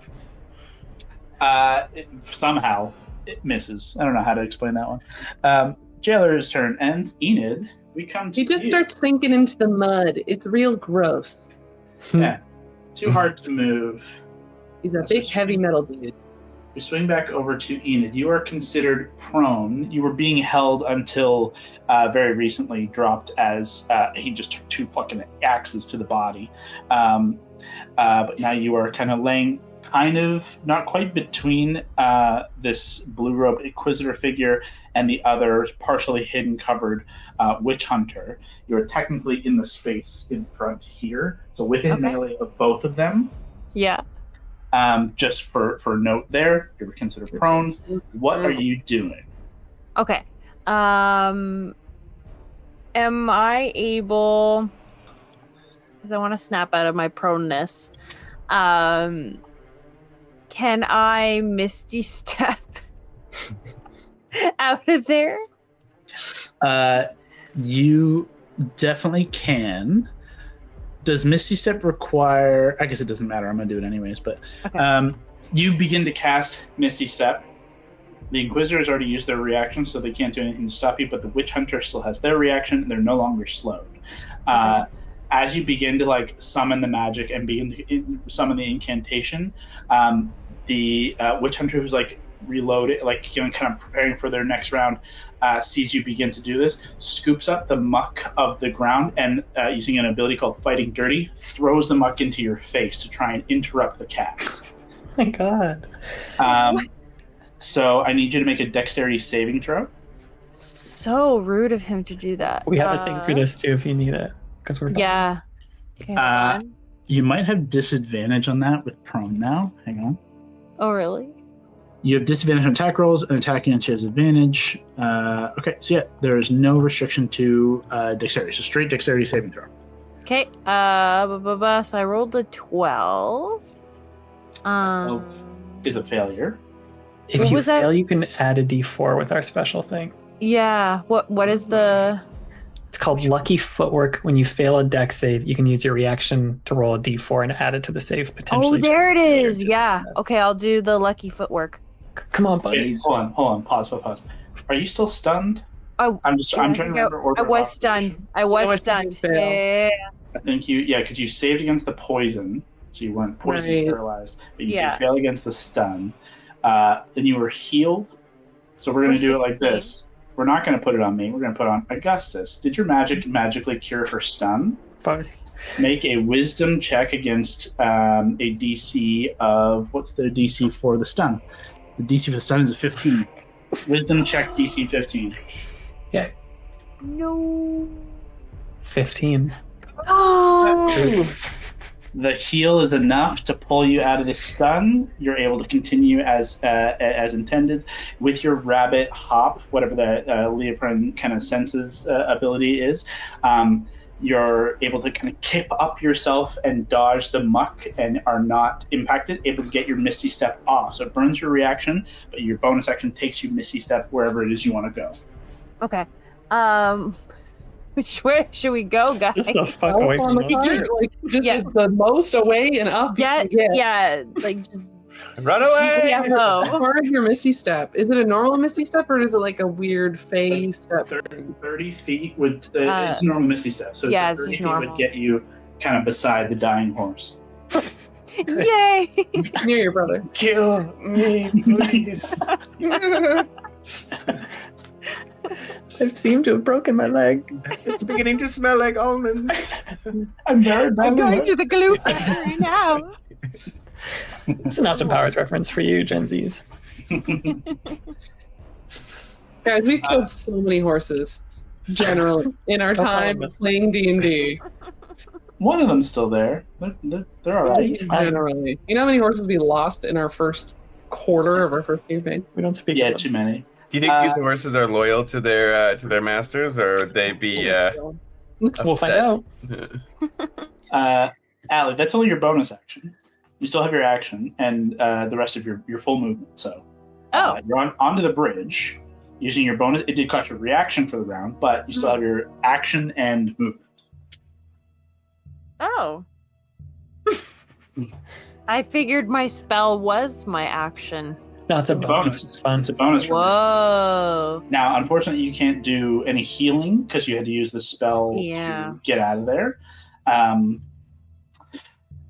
If someone has the dragon vessel with a potion in it, that would be Augustus, so you can't use that. Mm-hmm. You could shoot your bow. I could shoot my bow. Okay, I'll shoot my bow. You've got a line of sight onto the Inquisitor. Okay. So that Kill is guy. Fuck this. 21 to hit. Oh yeah. Definitely hits. Go ahead and roll damage. Then for damage, Right? yeah, I was just gonna say, can I use the Devil Strikes with it too? Yeah, of course. Strikes? Yeah. Okay. So 6 damage from the longbow, and then with the Dreadful Strikes, 2. So 8 total. You got it. Second attack. Did she have Hunter's Mark on that guy, or is it the other guy? She lost I dropped it though. I dropped concentration on it already. Okay. Yeah, I know. Would have fallen when she went unconscious. Would have fallen when she went stunned. Would have fallen when she went. Oh shit. So 9 to hit. A 9 is not going to. Oh no. Second shot, he gets wise to it and just makes a full dodge. Is now kind of dodging on all angles, all sides here. That is going to. Oh, actually, sorry. You still have movement. Do you want to move anywhere other than the bridge? Yeah, because he's probably gonna come and get me now. So I'll just move that way. Yeah. leap over the flailing horse. Yep. I'm so sorry. You get to this side of the bridge, limping and bleeding out yourself as you come to this side. That's going to end Ian's turn. Andy, we come back to you. Come on, Andy. All right. What you got? I don't know. Not a lot. Okay. I'm currently concentrating on the slow that is just slowing the horses. Yeah. Worth it. I don't have any other concentration spells that's worth swapping to though right now, to be honest. So that doesn't hurt to. It's holding them from being able to take the other horse out as an escape route. Yeah. Which I did have written. Hey. Use. That worked out. I was hoping just to not have them move the carriage forward. That was kind of always my plan, but I didn't anticipate when the horse is getting murked. Okay, so the only thing I can see, what can I see from where I am? Not very much, right? I'm gonna have to move around. You have full sight on the jailer, but the others are fully blocked by bridge and carriage. Okay. You would see Mogden just because he's so tall. Like you could see him going to town, throwing the axes, but you can't see who he's throwing them at. You just saw Enid reappear, jump over the horse, and is there now. But the only enemy on board for you is in the south there at the jail. Okay. 60 feet. That's Mogden. Everyone else is behind the... You've got Enid, Augustus, yourself, Crane, Jailer, Mogden, and then our two baddies. I can't see the other two. I can't even a little bit see the other two. Okay. They're full block, yeah. Okay. I am still kind of wary about using like flashy magic in front of these people. Everything so far has been kind of not flashy. I'm going to try with some of the busted ass pieces of branches from when I ducked and that thing fucked me up, like almost fucked me up. I'm going to try to huck some of the branches back at him with catapult. Nice. At the Jailer? Yeah. Yep. Just a first level. I just want to see. I don't even know if... Dex save? Yes, it is. Great idea. Oh no. Go back. That is a 9. Woo! So... Oh, well, I accidentally rolled it on D&D Beyond, which I don't normally do. That's 16 points of damage. You got it. 16 Do that points. more. Just crashes into this guy as he's trying to attack DeCrane, miserably failing. But you slam into, you get some of the wood bits into the gears, and they're fighting. He starts to kind of like twitch and it has to fight to break the chunks out of him. And you see, took a pretty heavy hit there. Doesn't have a ton of hit points, but he's not that's the first hit he took. He's not done yet. So I'll do that. Just click on my hand, flick that, and then kind of peer around, realize I can't see most of the people I want to see right now, but I'm kind of scared to move closer. And we don't know what their next move is going to be. Mogden's over there by himself. I'm kind of afraid to leave DeCrane. Does DeCrane look, can I see that he's kind of shaking himself out of it, or does he still look fucked? Can I tell? Because he's next in the initiative, you can see it starting to wear. You can see he's starting to pick himself up. He's ready to jump into the fray. So he's about to be cleared of it. Okay, cool. In that case, then I might. No, I'm gonna stay where I am. I'm scared. Okay. That ends Andy's turn. Top of the round, DeCrane, as I said, fully cleared of the poison paralytic in your form. This Jailer, however, is standing over top of you. You're able to pick yourself up if you wish. From the ground, could I pull out my my scimitar and stab him in the head? Yeah, absolutely. You spin the scimitar, rise up with it. Go ahead and make an attack. All right. Get him, DC. 5. You strike up, but it just a glancing blow against what is a metallic helm. It's a full metal face. It just slides across, not dealing any significant damage. You still have your second attack as you spin it around. You jump to your feet. I'll try it again, but I guess my feet now. I guess a 5 again. God. Just another glancing blow. Just unfortunate, unable to kind of get a good strike in against this creature. It's full armor, it's full plate essentially. What is this creature is just made of? So difficult to pierce with this kind of weapon, unfortunately. Are you going to hold your position here? No. Well, I guess I would get an attack of opportunity if I left. Without disengaging, yes. Can I go, would I be disengaging if I went, on the other side of the tree? No, you would be leaving the attack of opportunity if you went around. So if you left this space at all. Oh, okay. You could make your way, onto this side of him. Mm-hmm. Yeah, I'll do that. Without engaging the attack of opportunity. As a bonus, could I jump on his back? You could do that if you just do that. Do you have, as a bonus, could you heal yourself? Are you fucked up? Oh, yeah. I still have health. As a bonus, you could hit him again with the double-bladed scimitar. Yeah. Oh, yeah, I guess I can, because I didn't realize this. Yeah, because I did 2 attacks, but yes. Yeah, you can still do your third strike with the butt end. I'll do that. I'll do that. Nat 20, this is it. You leap over the other side, spin around. That Kev magic. The pommel of it. 15. Hey. Okay, there you go.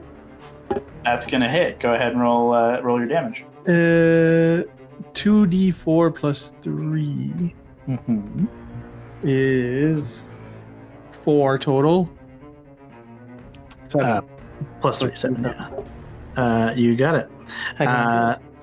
He's still kicking. Not in great shape, but not terrible either.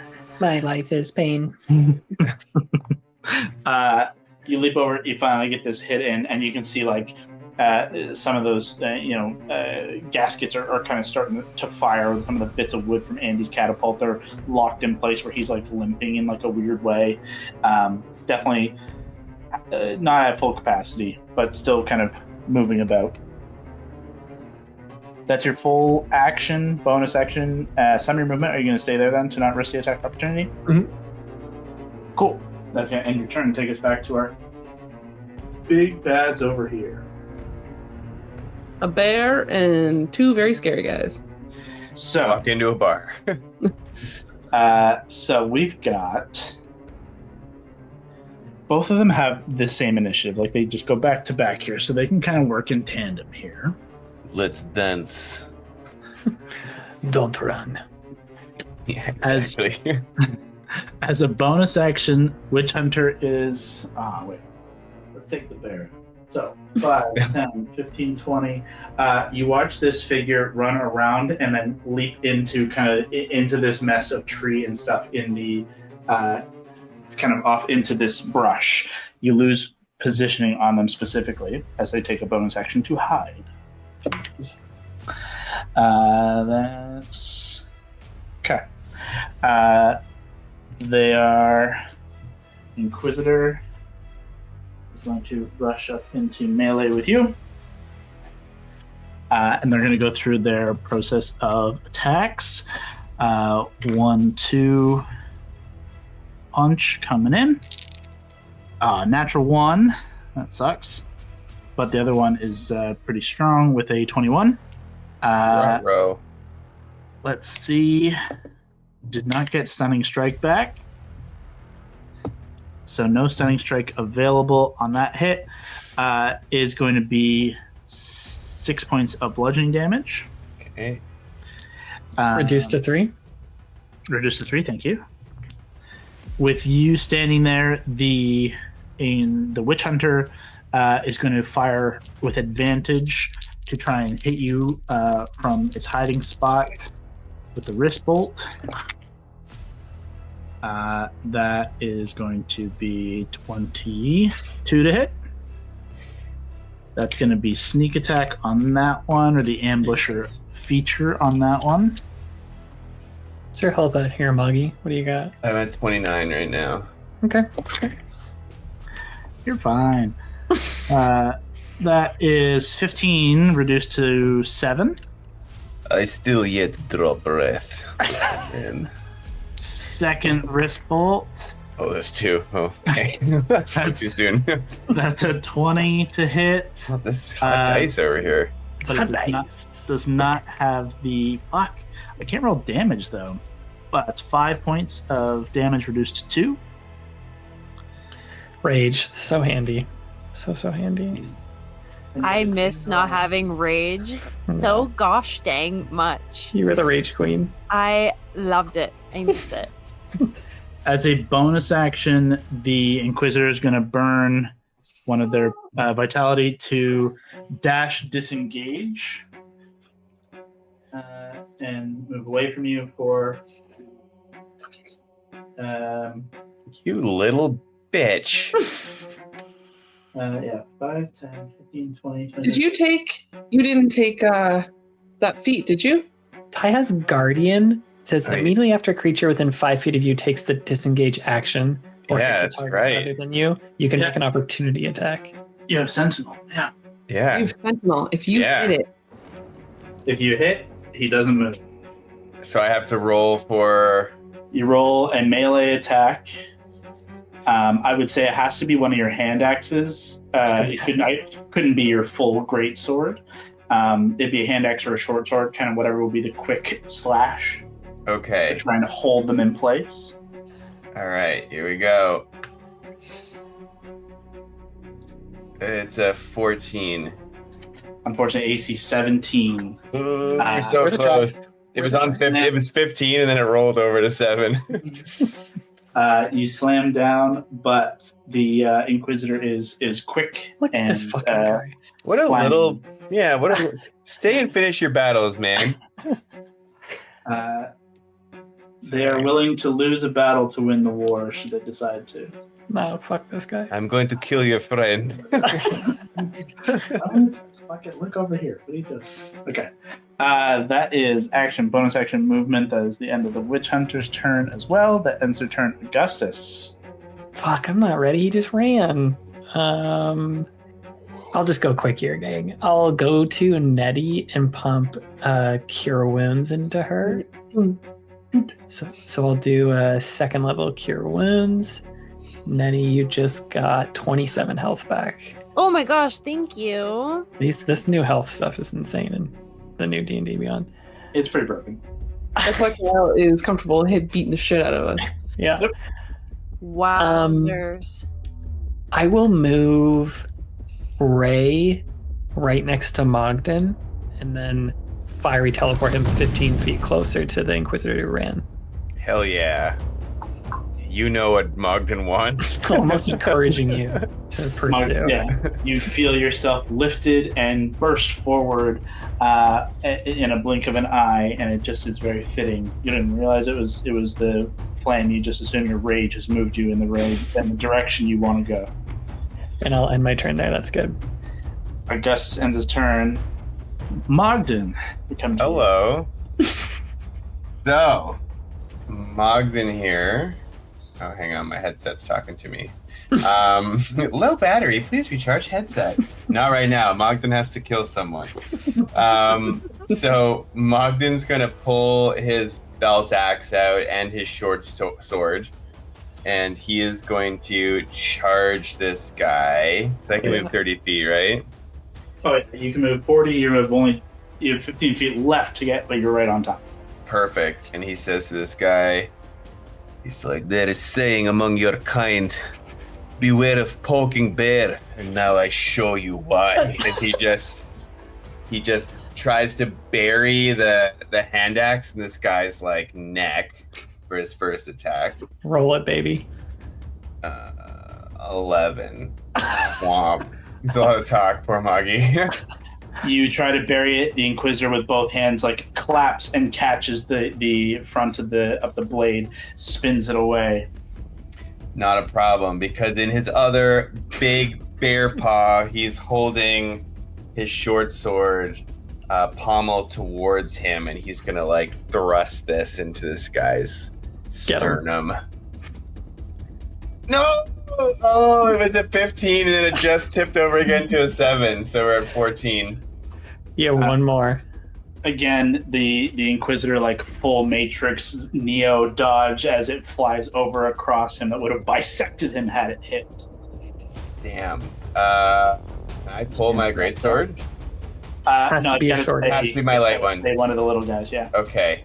He's gonna like push back on this guy to create some space, and he's gonna go again with his short sword. Do it. He wants that sweet tender Get spot. a 20 here. Get a 20. Let's go. Come on. Daddy needs this. So then that one. It was a 20, and then it rolled to 2, so we're at a 9. This is not a good round for Margaret. Oh. You waited so long to murder this guy. Next time, do reckless, and we'll get him. We'll get him on reckless next time. You thrust forward with the blade, and you just watch the Inquisitor just dance back, and just with the like fingertip on the tip of your blade, just pitiful. And he kind of casts it aside. Go back to the mud where you were. Fuck. He's got chirps too. He's got a little bitch. Unfortunately, there's bonus action. You do have 15 feet of movement if you want to position anywhere else, but you're kind of right on again. So. No, Mogden's not the kind of guy to back away. He's gonna stand his ground. Mm-hmm. He just snarls at this guy. You tower over this guy like by an extra like 2 feet, and yet just standing straight up, ready to take you on. Yeah. You want to kill this guy, and I really do. Rightfully so. We'll come back to you shortly as we go to the jailer. The jailer and DeCrane are having some fun. It's going to spin around its body, like its legs stay in place, but its body spins on top to try and just do a slam attack, like just to clobber you in the side of the head. Cool. Fuck, why can't you roll it better? Misses miserably. The two of you are having a fucking pillow fight over here. With its offhand, as it spins to smack you, is going to like form its other hand as its offhand attack to the chain launcher towards Andy. Andy, need a dexterity saving throw? No. Hard no? 4. You are, I forget what you did last turn, but you were just focused elsewhere. I catapulted. Move. Oh, yeah, that's right.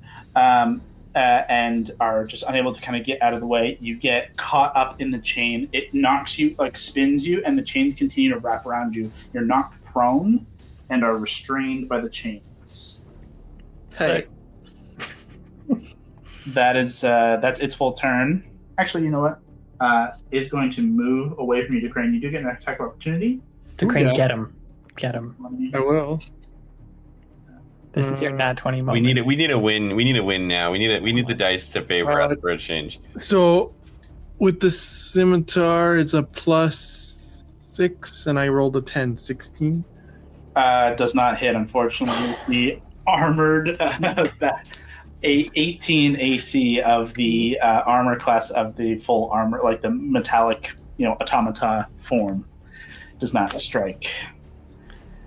Glancing blow. It continues en route towards Andy, who is now restrained prone in its chains. It's going to eat Andy. That's going to end its turn. Enid, we come to you atop the bridge. Okay.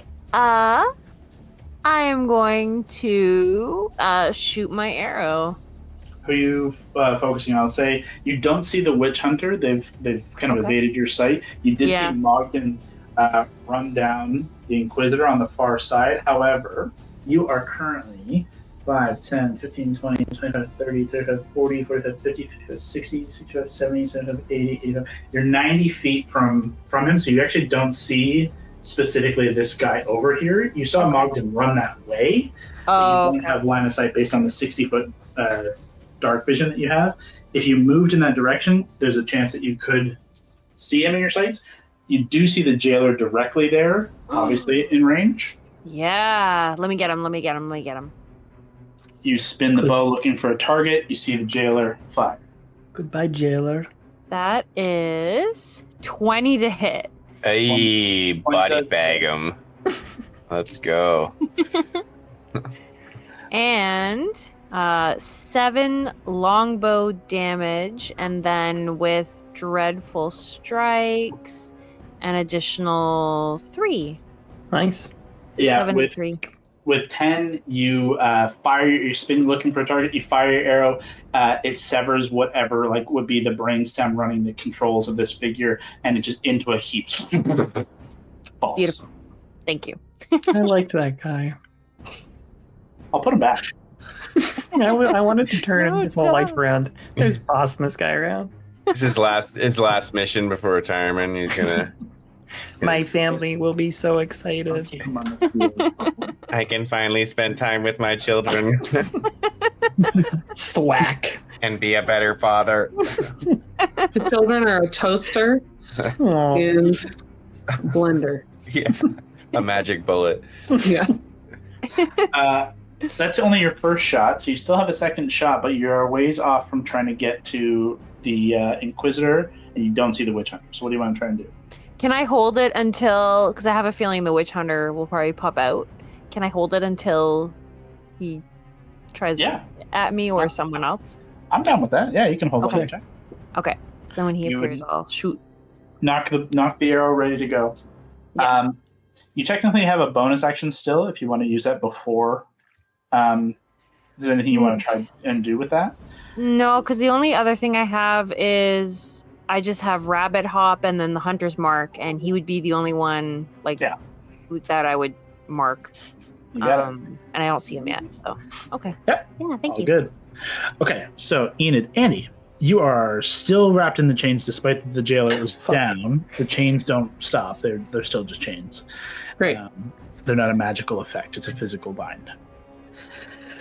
Okay, well, if I look up, can I see the guy way over by Mogden? Or no? I can't. You can see only 60 feet, so 5, 10, 15, 20, 25, 30, 50. But here, you can just see to the tip of the carriage. Okay. Okay. I was gonna fuck up this guy that had been changed, but that changed, which I'm grateful for. I guess I can try to get out of these, but like out of pure force because I don't have anything else. Sure, you can make an active strength or dexterity check. Don't love that that's my action. You're free to change it if you wish. Yeah, I know, but I don't have. I physically can't do anything else. I can't move anywhere, and I don't see any guys. Right? Currently, no. Yeah. Can you hold a You cantrip? Can you could hold like a actively mice try guard? to perceive, but My cantrips don't have far enough range. Hmm. I guess I'm just gonna try Dex to try to get out of here. okay. 13. Fuck, I closed the jailer. I think it is a 13. I closed the because he's hang on. To free yourself is against the same DC of 13. Yeah, that is. Hey, there we go. Okay. Pizza. You are able just to kind of like wriggle yourself free, and can stand with half your movement. Okay. Run after gonna get- Mogden. Closer to Decrane, I guess, in that direction. I have a little bit more confidence now that this thing is not around. That I'm not gonna retreat. That tree is Taking down the forest as you go. I don't know if I can see anything else from where I am, but You're still outside of 60 feet of seeing Moncton and the Inquisitor. They would be like 75. okay. Hand-to-hand combat in the shadows of the outskirts. Yeah, in the darkness of a swamp. My spells bonus actions? I don't think so. No, I have no bonus action spells. Good. I don't have any bonus action anything, honestly. I don't think. I have one bonus action thing. Okay. That's not really helping this situation, so I guess I am done. Then that's the end of your turn. Top of the round, Decrane. You are up. What are you doing, Decrane? I've had enough of messing around. I'm pulling out my gun and I'm shooting him. Don't use your fucking gun. We just said don't do anything that makes a loud noise. Too late. Oh my doing it. god. Kevin. The patience is over. I've missed. I've been on the ground. It's time. It's go time. This will be interesting. You draw the pistol. You are within 60 from standing right there. So you don't have to actually move anywhere to fire. You can still move, obviously, should you want a different shot, a different angle, or to walk and fire in a cool guy move. Yeah, definitely. that's what I'm thinking. Walk and fire. Hip firing. 5, 10, 15, 5. What did we plan on this? Hey. A natural 15 is definitely going to hit. It's a lovely projectile for him to try and catch. So go ahead and throw your damage out for me. Okay. Yeah, it's +9. Kev, can you use a grit point to like drop him or something? Do you have anything like that? Yes, I do have my grit. I can use. I will do a dazing shot. Okay. What's that do? When you make a firearm attack against a creature, you can expend 1 grit point to attempt to daze your opponent. On a hit, the creature suffers normal damage and must make a Constitution saving throw or become dazed. Hey. They cannot take reactions and must choose between moving or using an action, not both. Huge. That's great. So con save coming right up. You've hit because that will trigger their reaction if they are not dazed. So let's see. Constitution saving throw. 18. Oh. Fuck. And I can't see it, right? You are And outside of 60 feet. That has not been useful today. I really want something cool to work. This guy's just running away. and then suck. back to roll for damage. Yes. Okay, you still have to roll damage. Uh, It did not daze, but you have to roll damage. can I also do second wind? As a bonus action, sure. Yeah. Okay. But yeah, 1d10 I roll. It's a 8 Plus what? plus 4. Nice. So 12. Okay, so he is able to reduce that to 0 with the deflect. Fuck. So you fire the bullet, attempting to daze. Kind of a spin catches the bullet, and is not going to throw it at Mogden, just because the way I'm visualizing it is kind of going to spin around Mogden and throw it right back at you. Pretty sick. Honestly, Jesus Christ, that's Jason Bourne. this guy's That's Bend a bullet. that's a 17. Sorry, an 18 to hit, Kev. 18, yes, hits. Throws the bullet back at you for 5 points of damage. Oh, Holy crap. This guy caught a bullet and threw it. This is insane. Don't worry, Kev's gonna shoot him again. We're going to murder this clown. Who are you? You can apply a secondary grit as well, Kev, if you wanted to use more. Oh, okay. Your next shot, you can try again. I can. As Okay. You walk another 10 feet forward, fire. You fuck. Fire again.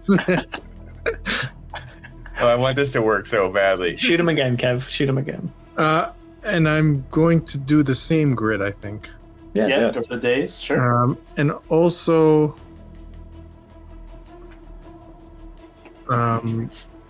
Also, fuck you. 6 roll No. plus 9, 15. 15 does not hit AC 17, unfortunately. Oh, so close. This guy won't die. You fire, and the bullet he moved in that movement of shifting. You're hip firing, and it just kind of goes a little wide. I will remind you have action surge. We haven't played and fought in a minute. You're a fighter. You have a full action surge. You could go for another full round. Okay. You have a fully loaded pistol, so like you don't have to worry about reloading. I will remind, just for the mechanics of your firearm, if you roll a 1 or a 2, your gun will jam and it will need to be repaired. Okay. I'll do action search. Let's do it. All right. My God. There's no further reactions, right? So I roll attack again, right? yeah, you get 2 full attacks again. 2 more attacks. And guess what? It's a nat 20. Hey, that's pretty good. That's definitely going to hit. And You could apply another grit if you wanted to. it's my last one, but I might as well. Fuck yeah. Okay. We want to see this work. We want this payoff. Roll damage, and then it's a 9 Nice. plus 4, 13. 13. Okay. 13 points of damage. Starting to get pretty low. But also, did you roll your con save? I'm rolling it right now. Con save. Oh, that was gonna be good, and it's not. It is now it's a natural 5 plus only 2, not proficient. So failed. 7 total. That's good. Yes. Gives you the daze effect of your trick shot. So you hit, you expend a grit point on a hit, he suffers the damage, makes con save, becomes dazed. They cannot take reactions, must choose between moving or using action, not both. So he's either running or fighting, not both. And he can't use any cool reactions anymore as long as he is dazed, at least for the next round, for the next turn. Perfect. Shoot him You again. still have another shot. Yep. And I do 19. 19. Hits. And I'll roll again. 3 this time. Plus 4. 7, still bringing him low.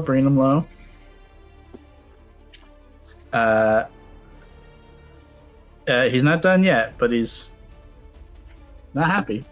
Then you can roll your second wind if you want to use your bonus action to 1d10 plus 5 heal. Yes, I will do that. 1d10. And that is actually you have 35 feet of speed, so you actually get 1 more score. As you make your way forward, just unloading all 4 shots into this guy. The star wheel is a reload 6, right? So you got 2 more shots left before you need to reload. Okay, and I rolled a 7 for my second win. Smart. Good job, Kev. Great turn. Plus 5. Kev, Awesome. the crane heals up. and and actually makes a good amount of damage down on this. I'm Okay. tired of this movie. Let's end it. What's a movie? Oh yeah, book. I mean, no, movies aren't a thing. Totally I'm from this world. Okay. He is dazed, can run or fight, but that means he can't take any disengage action. So he would risk the attack of opportunity.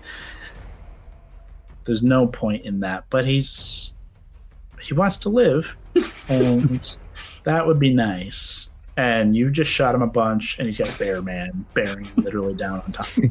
Finish what you start, my guy. Don't you run away now. He is looking to run. Oh. You can use your thing, Ty. You can't outrun a bear, though. The attack of opportunity, right?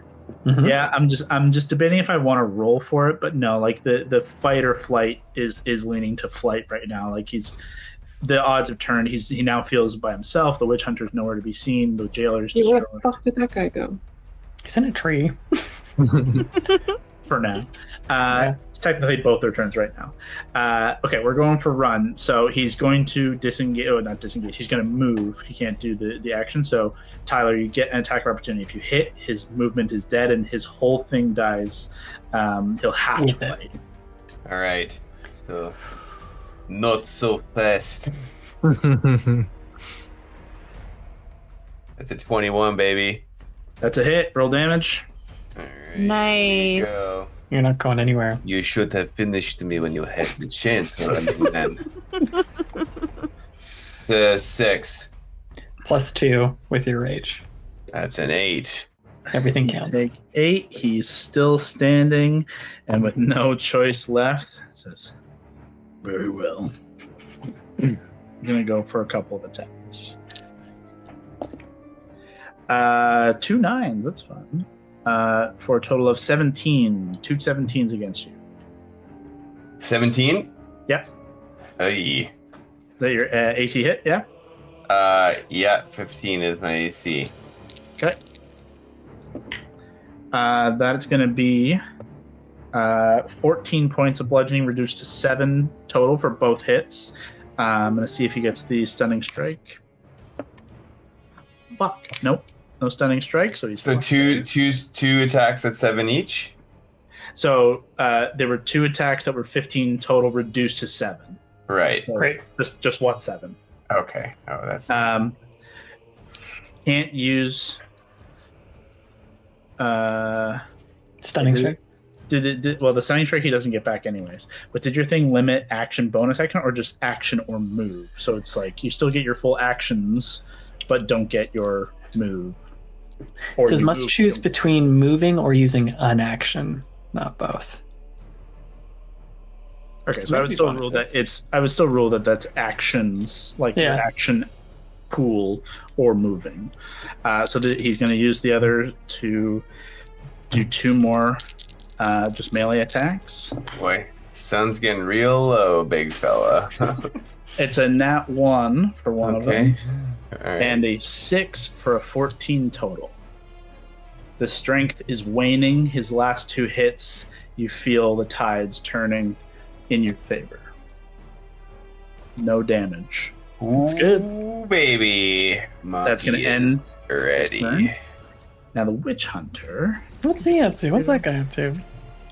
So Just someone to burn that tree down. I'm thinking about it. Just light it Gotta on get there. fire. let's see.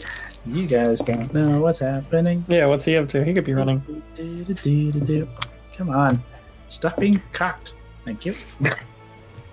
Okay, that's that. Great. That takes us to That's suspicious and I don't like it. I know. Let's take it to this guy's turn. You don't say anything. Augustus. You're up. Seeing that Nettie's okay, everyone seems to be all right. I'm gonna run forward to the cart. If that's like 30 feet. You gotta leap over the horse. 5, 10, 15, 20, 25, 30 would be to here. Okay. I'm thinking because I don't have dark vision, maybe I'll try and change into something that has dark vision to find this guy. So what could I change into that has dark vision? A bat? Maybe a bat? I can't turn into bats. I'm not that talented a druid. Can't fly yet. Yeah. You could be a cat. You could be a... The bear cat. Does your bear cat have dark vision? Oh, that would be huge if you Join me, brother. Let me look at the little bear cat stats. That would be so fucking great if Kyle, you just made this monster of a creature. He does not. I think that's a wise choice because it would have been way too strong. I'm going to turn into just a cat. Cat? Okay. Let's look cats. How's that horse doing? Is it still kicking? Still kicking, man. Still good. It probably would have died if it hadn't been slowed and forced to like slow its whole body from like breaking its own like neck and flailing and stuff. So instead it's just whinnying horribly in pain. You are now a little cat. I could actually... No, that's smart. We'll just stick with that. Okay, cool. Let's make a perception check as a widow cat. What are widow cat stats? Let's look. Dark vision, 60 feet.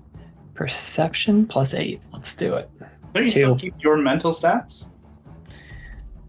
I probably know. So you're not polymorph. You're using your stats. Okay, I rolled it too. It's a real bad. Yeah. You drop into the form, but it's just too dark. You don't see anything. You'd have to get closer to see if you could, like, physically like see tracks and stuff like that. So. I don't know if it's an action for this perception, so if it was, then that's my turn. It would be an action, yeah. Augustus ends his turn. Mogden, come to you. Oh, Mogden, do it. So Mogden is just like, so I'm assuming we are in the middle of the last like engagement. So he's still got his axe. He still has a short sword. This has just been ongoing, and he is looking to finish this dude. So again, he wants to bury that axe into this guy's neck with his first strike here. If you go reckless on this one, this is when this could be handy. Yeah? That would be the recommendation, yeah. You get advantage. Yeah. You've got advantage. Try to go for crits and kill. Okay, because if... I'll tell you that, like, he's bloodied, he's slowing, he's low in health. Still has, like, some here. It's not like you're going to get him in one unless you crit and do crazy damage. Like, you're still looking at 20 plus damage to deal. And if I go reckless, then I am vulnerable to... They just get advantage on hits against you. He gets advantage on hitting you. You still have all your resistance and everything. You're good. I'm getting low on the hit points, but... okay, why not? Let's do it. Party with it. Have fun with it. Let's do it. Okay. So Mogden is just furious. He's tired, he's bloodied, he's panting, but he knows this guy is getting close here. You should have stayed down, my friend. It's gonna be a 17 on the hand axe. That hits. Roll again though and see if you get a 20. Okay, true that. Yeah. Take the advantage. Try and crit. It's a 21 on the hand axe. All good. Still hits. Okay. Go for, it's up to you. You can either try and do the damage each one individually, or you can roll all three attacks and then roll one big damage and see what happens. It's more fun to do that. Yeah. As someone who used to get the 4 attacks in a round. Yeah, okay. So then my second, so you're saying do the second attack. Yeah. So actually, hold on, before you even do that, although I guess you did reckless already, so it doesn't matter, because you do have the weapon properties. The hand axe has the vex property, so if you hit, the next attack has advantage already. You use the reckless out of the gate to get that. So it's kind of 6-1. Ultimately, if you hit all these and he dies anyways, who cares? So yeah, true that. You have advantage to roll a hand axe or short sword, your call. Okay, well, we're going short sword because we want that like double whammy neck shot, sternum pierce. This guy needs to die and die badly. So we are going to roll it on. That's 12. But I get advantage? Yeah. You roll again. Come on, buddy. That's a 20. Okay. That hits. Okay. And then You would have your bonus action to make the third strike. your weapon fighting. So This is where you get the 20. We're gonna go short sword again. So he pulls back. He changes the grip and overhand to the other side of the neck, hoping to take that tree down from both sides. Here we go. Come on, baby. Oh, nat 1 plus 7. Roll again. 8. Okay. Roll again. Advantage. That's a 21. You hit with all of these. All 3 hits. So you get the 3d6 plus 6, 6, and 6 is going to give you the 18. So 3d6 plus 18. Okay, so you said to roll these all at once. So I would just go to my dice on the side. So And run 3d6. Okay, Yep. first d6. Here we go. It's a 5. Great. Okay. All right, roll another one. If you hit it twice, it'll do 2. Just so you know. Oh, really? Okay, You so don't we rolled 2 more, right? Yep. So 4 and 2. So for 6. So that's 5 and 6. So 11. Plus 11 and 18 brings up to 29. You can't see this unless I go to this camera, maybe. He had exactly, where is it? 29 hit points. 29! Oh, You did it, buddy. How do you want to finish him off? Yes. Okay, so let me think about this. I gotta make this good here. You guys have been so Mogden buries this hand axe into this guy's neck, and then he pierces the short sword through his chest. And then as he draws it out, he looks at him and says, "We don't run from our problems." And then he flips it around and just cleaves this guy's head off with the short sword. And then he says, "This is what happens when you poke a bear." You carve and cut clean off, and he's just able to get the first kind of burbling words to call you abomination as he is severed and destroyed. Amazing. Damn. With the Inquisitor down, I'm going to ask for a perception or investigation check of your choice from everyone except Mogden and DeCrane, who are now on this side of the battlefield. Can I do something with an action instead? Yeah, if you want to keep in the initiative, we have one person down, one person hidden from sight. If you have things, basically, Augustus, Enid, and Andy, kind of round table, what are you guys going to try and do? But Andy, go ahead. Locate object. On. Little weird wrist crossbow thing Smart. that I've seen her shoot to Crane with. Yeah, but isn't it specific? Like you have to have seen it within a minute, or have seen it longer than seen it up close. I can read it out to you if you'd like. Yeah. I thought there was limitations of. Spell can locate a specific object if you've seen it up close. Alternatively, the spell can locate the nearest object of a particular kind. Okay, so that's Wrist the crossbow. caveat. That wrist-mounted crossbow, or even if you just went crossbow. Otherwise, it says as long as you've seen it within 30 feet. I could do a specific one, but I don't think I got. You weren't close within enough 30 to see feet. it. You didn't have it up close, but you could go for crossbow. No one in your party has a crossbow, and you've seen this person utilize a crossbow. So I will allow that, and that gives you within 1,000 feet. Yep, for 10 minutes. So, Andy, as you call upon your diviner's eye to try and locate the just frantically, you're seeing Augustus look, you're seeing Enid bow drawn, looking and just kind of darting, trying to aim. You see, Can't see shit in the fucking fog, and I'm pissed about you it. hear the roar of a bear and the fire of a gun bringing down something on the other side. Your eyes turn to the stars to look and locate, and you feel the constellations kind of align and tug you in this kind of direction to your left. And as you open your eyes, you see the whole kind of world ahead of you in like the night sky. Everything is kind of rimmed in starlight like constellations, but one is brighter than the rest. And kind of in this cluster of trees and rock, kind of back in there, Would have never looked over there. this creature was able to kind of scurry and run, action and dash and hide, and are making a beeline kind of in a wide arc around towards Sanctuary for assistance.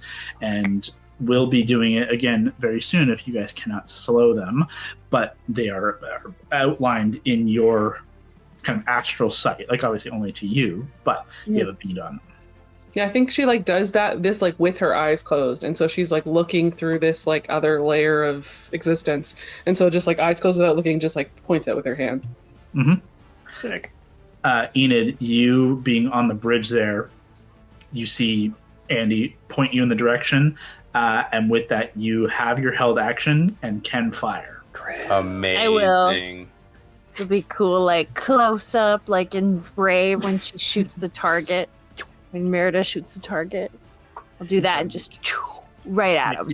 Your attack. Kill him, Legolas! Now let's hope I don't miss. Watch, I miss. Don't put that evil out there. This creature hasn't been touched. You guys haven't hit the Witch Hunter at all. 13 to hit. The arrow flies through the air. They kind of definitely duck and dodge out of the way. However, it's also your turn in this thing. You have a held reactive. Oh, Yeah. cool. You Okay. can still run your full turn here. That was Okay. Andy's action. And Cinema. Andy, you could try and do some other things, but really that's kind of the full turn you're going to have.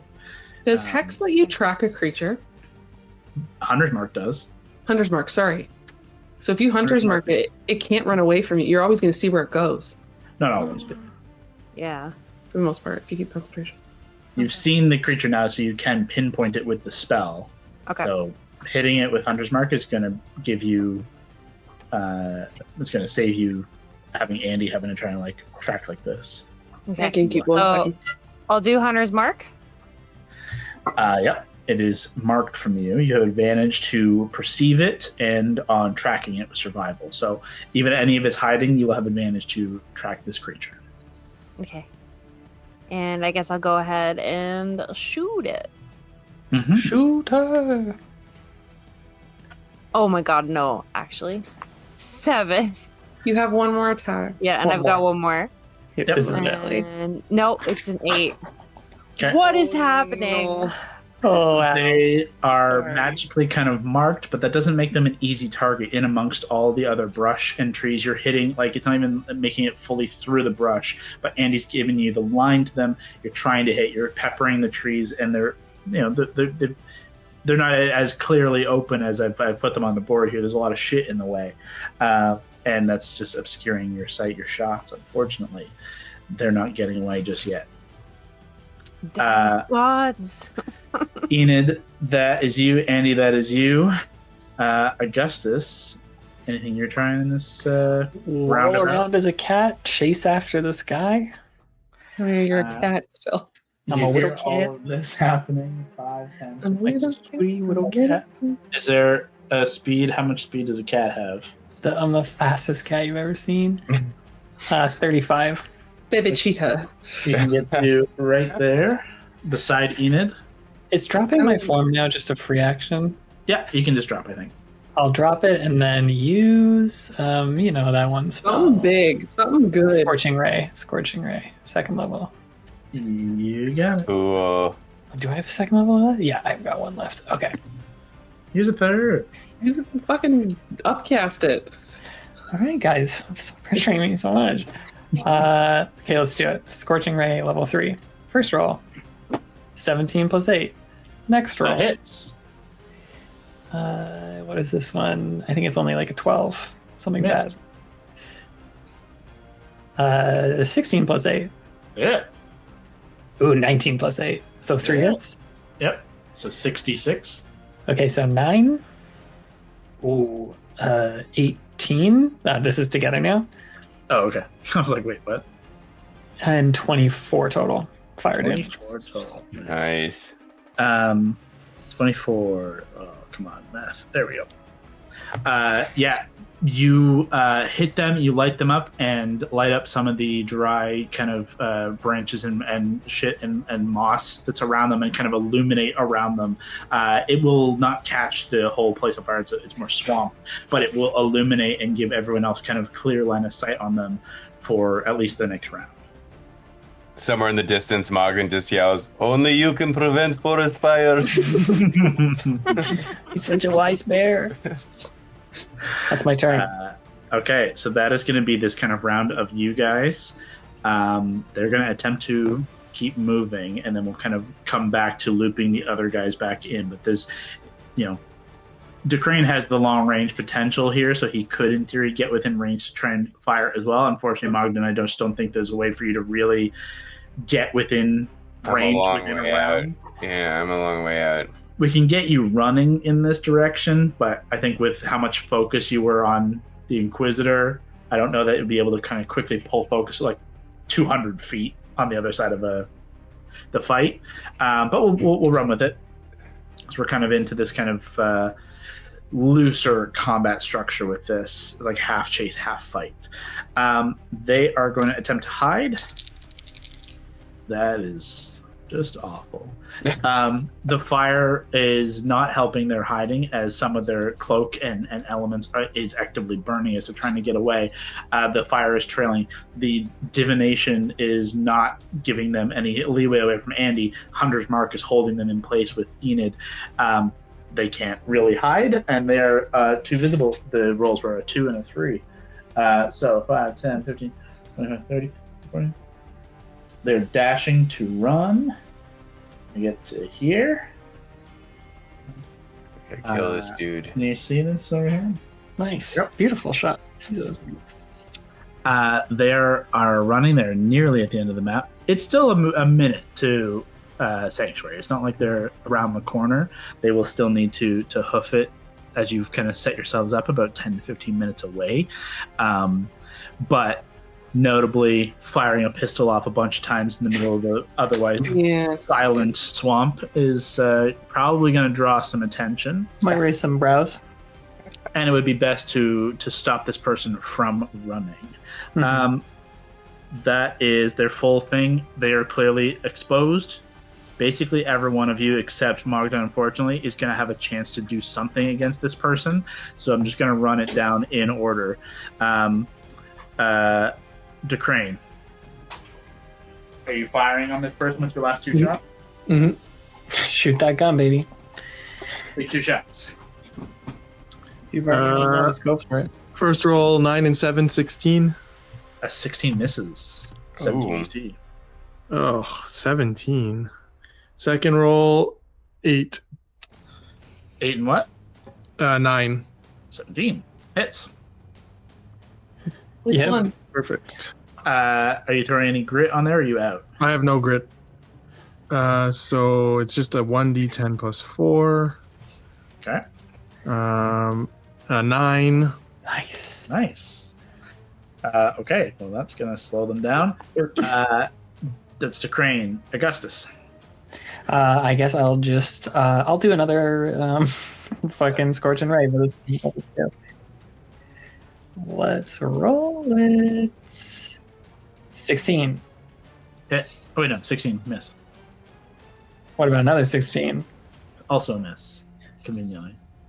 What about 11? My turn's over. Oh my god. Are you blessed still? Or did you I do lose have blessed. I have. I forgot about bless. Hashtag blessed. Hashtag bless up. This whole time. Does All these 18 hit? saves. Well, yeah, you'll auto hit on the first 2 because it'll give them Sick. a 1 to get them to 17, but you'll still miss the first even if you roll max. So you hit. Okay. What was that? That's 10 and checking the log. 10 and 4, 14 fire damage. Okay. Jeez. Whittling down. Bless up. Enid. Up. You got Hunter's Mark on. Shooting. So any hits will have. This is your moment, Hunter's Enid. All right, This I got is it. this. I got this, guys. I got this. Ready? Let's see. Here it is. Oh no. That's 10. How is this happening? I don't just know. Spinning fire, unfortunate. Oh No. my God. Second shot. Come on. Oh, guys. Hey! 22. 22 is a hit. Yeah, no. All right. 6 damage. And then with Dreadful Strikes. Come on. 2. So 8 total. You also Plus have the extra hunters. D6 for Hunter's Mark. Hex. Sorry. Slowest 5. roll of all time. Wow. Okay. Okay. 8, They're still 5, standing. 13. They're still Oh my God. standing. Andy, They're kill them. limping. They're limping in incredible pain. Oh my god. But Take they him out. are still standing because they were untouched the entire time. They managed to, the Inquisitor took all your focus, and then they hid and did their stuff. Andy, you don't have much Got left. this, Andy. What do you got? Andy is feeling self-conscious about someone is fleeing, and to her, that's like she feels weird about shooting someone down in the back, but also these people are really bad and really evil. She doesn't want to get caught. So I'm going to do a 2nd level chromatic orb. Yeah, you'll feel less bad when you open the back of the carriage. Oh, fuck. Yeah, that's what I was wondering. I'm like, something's jailer business. There's something back there. We're going to make this one Deathly. lightning. I haven't done it before. Sick. Why not? Lightning And I saw the bolt. little like sparks from Allie's cool ass guitar. I rolled 16 on the dice. So Plus. It doesn't matter. 16 on the dice. Plus up just in case. You never know when you need that bless. Plus your spell attack roll, +1 for bless minimum hits. So it's 48. Oh, Nice. nice. Come on, magic. Let's get 4 8s. Yeah. Be sick. 2 and a 4 on the first 2. Okay, 6. And an 8 and a 7 on the second. Hey! Nice. Yeah, with the 13 hit points they had left, the lightning rips through them, severing any chance for interrogation of either of these folks. There's I don't definitely have a non-deathly way to hurt somebody with my magic. No. you no problem. and Augustus are kind of the only ones in theory. It would be possible for the others to kind of wing people down, but not with a lightning ball. Lightning No. ball is pretty deadly. You take them out, the enemies, before you fall. These Arcanoclast, Black Watch, whatever they are, they were clearly strong combatants. And as the kind of dust so falls over this battle, you just worked your way through, risked your lives for.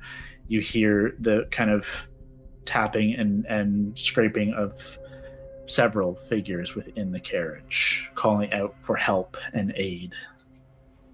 And we'll see them next time. Ooh. Awesome. That was our longest one yet, I think. That was great. That was a really long one. 2:16. Jesus.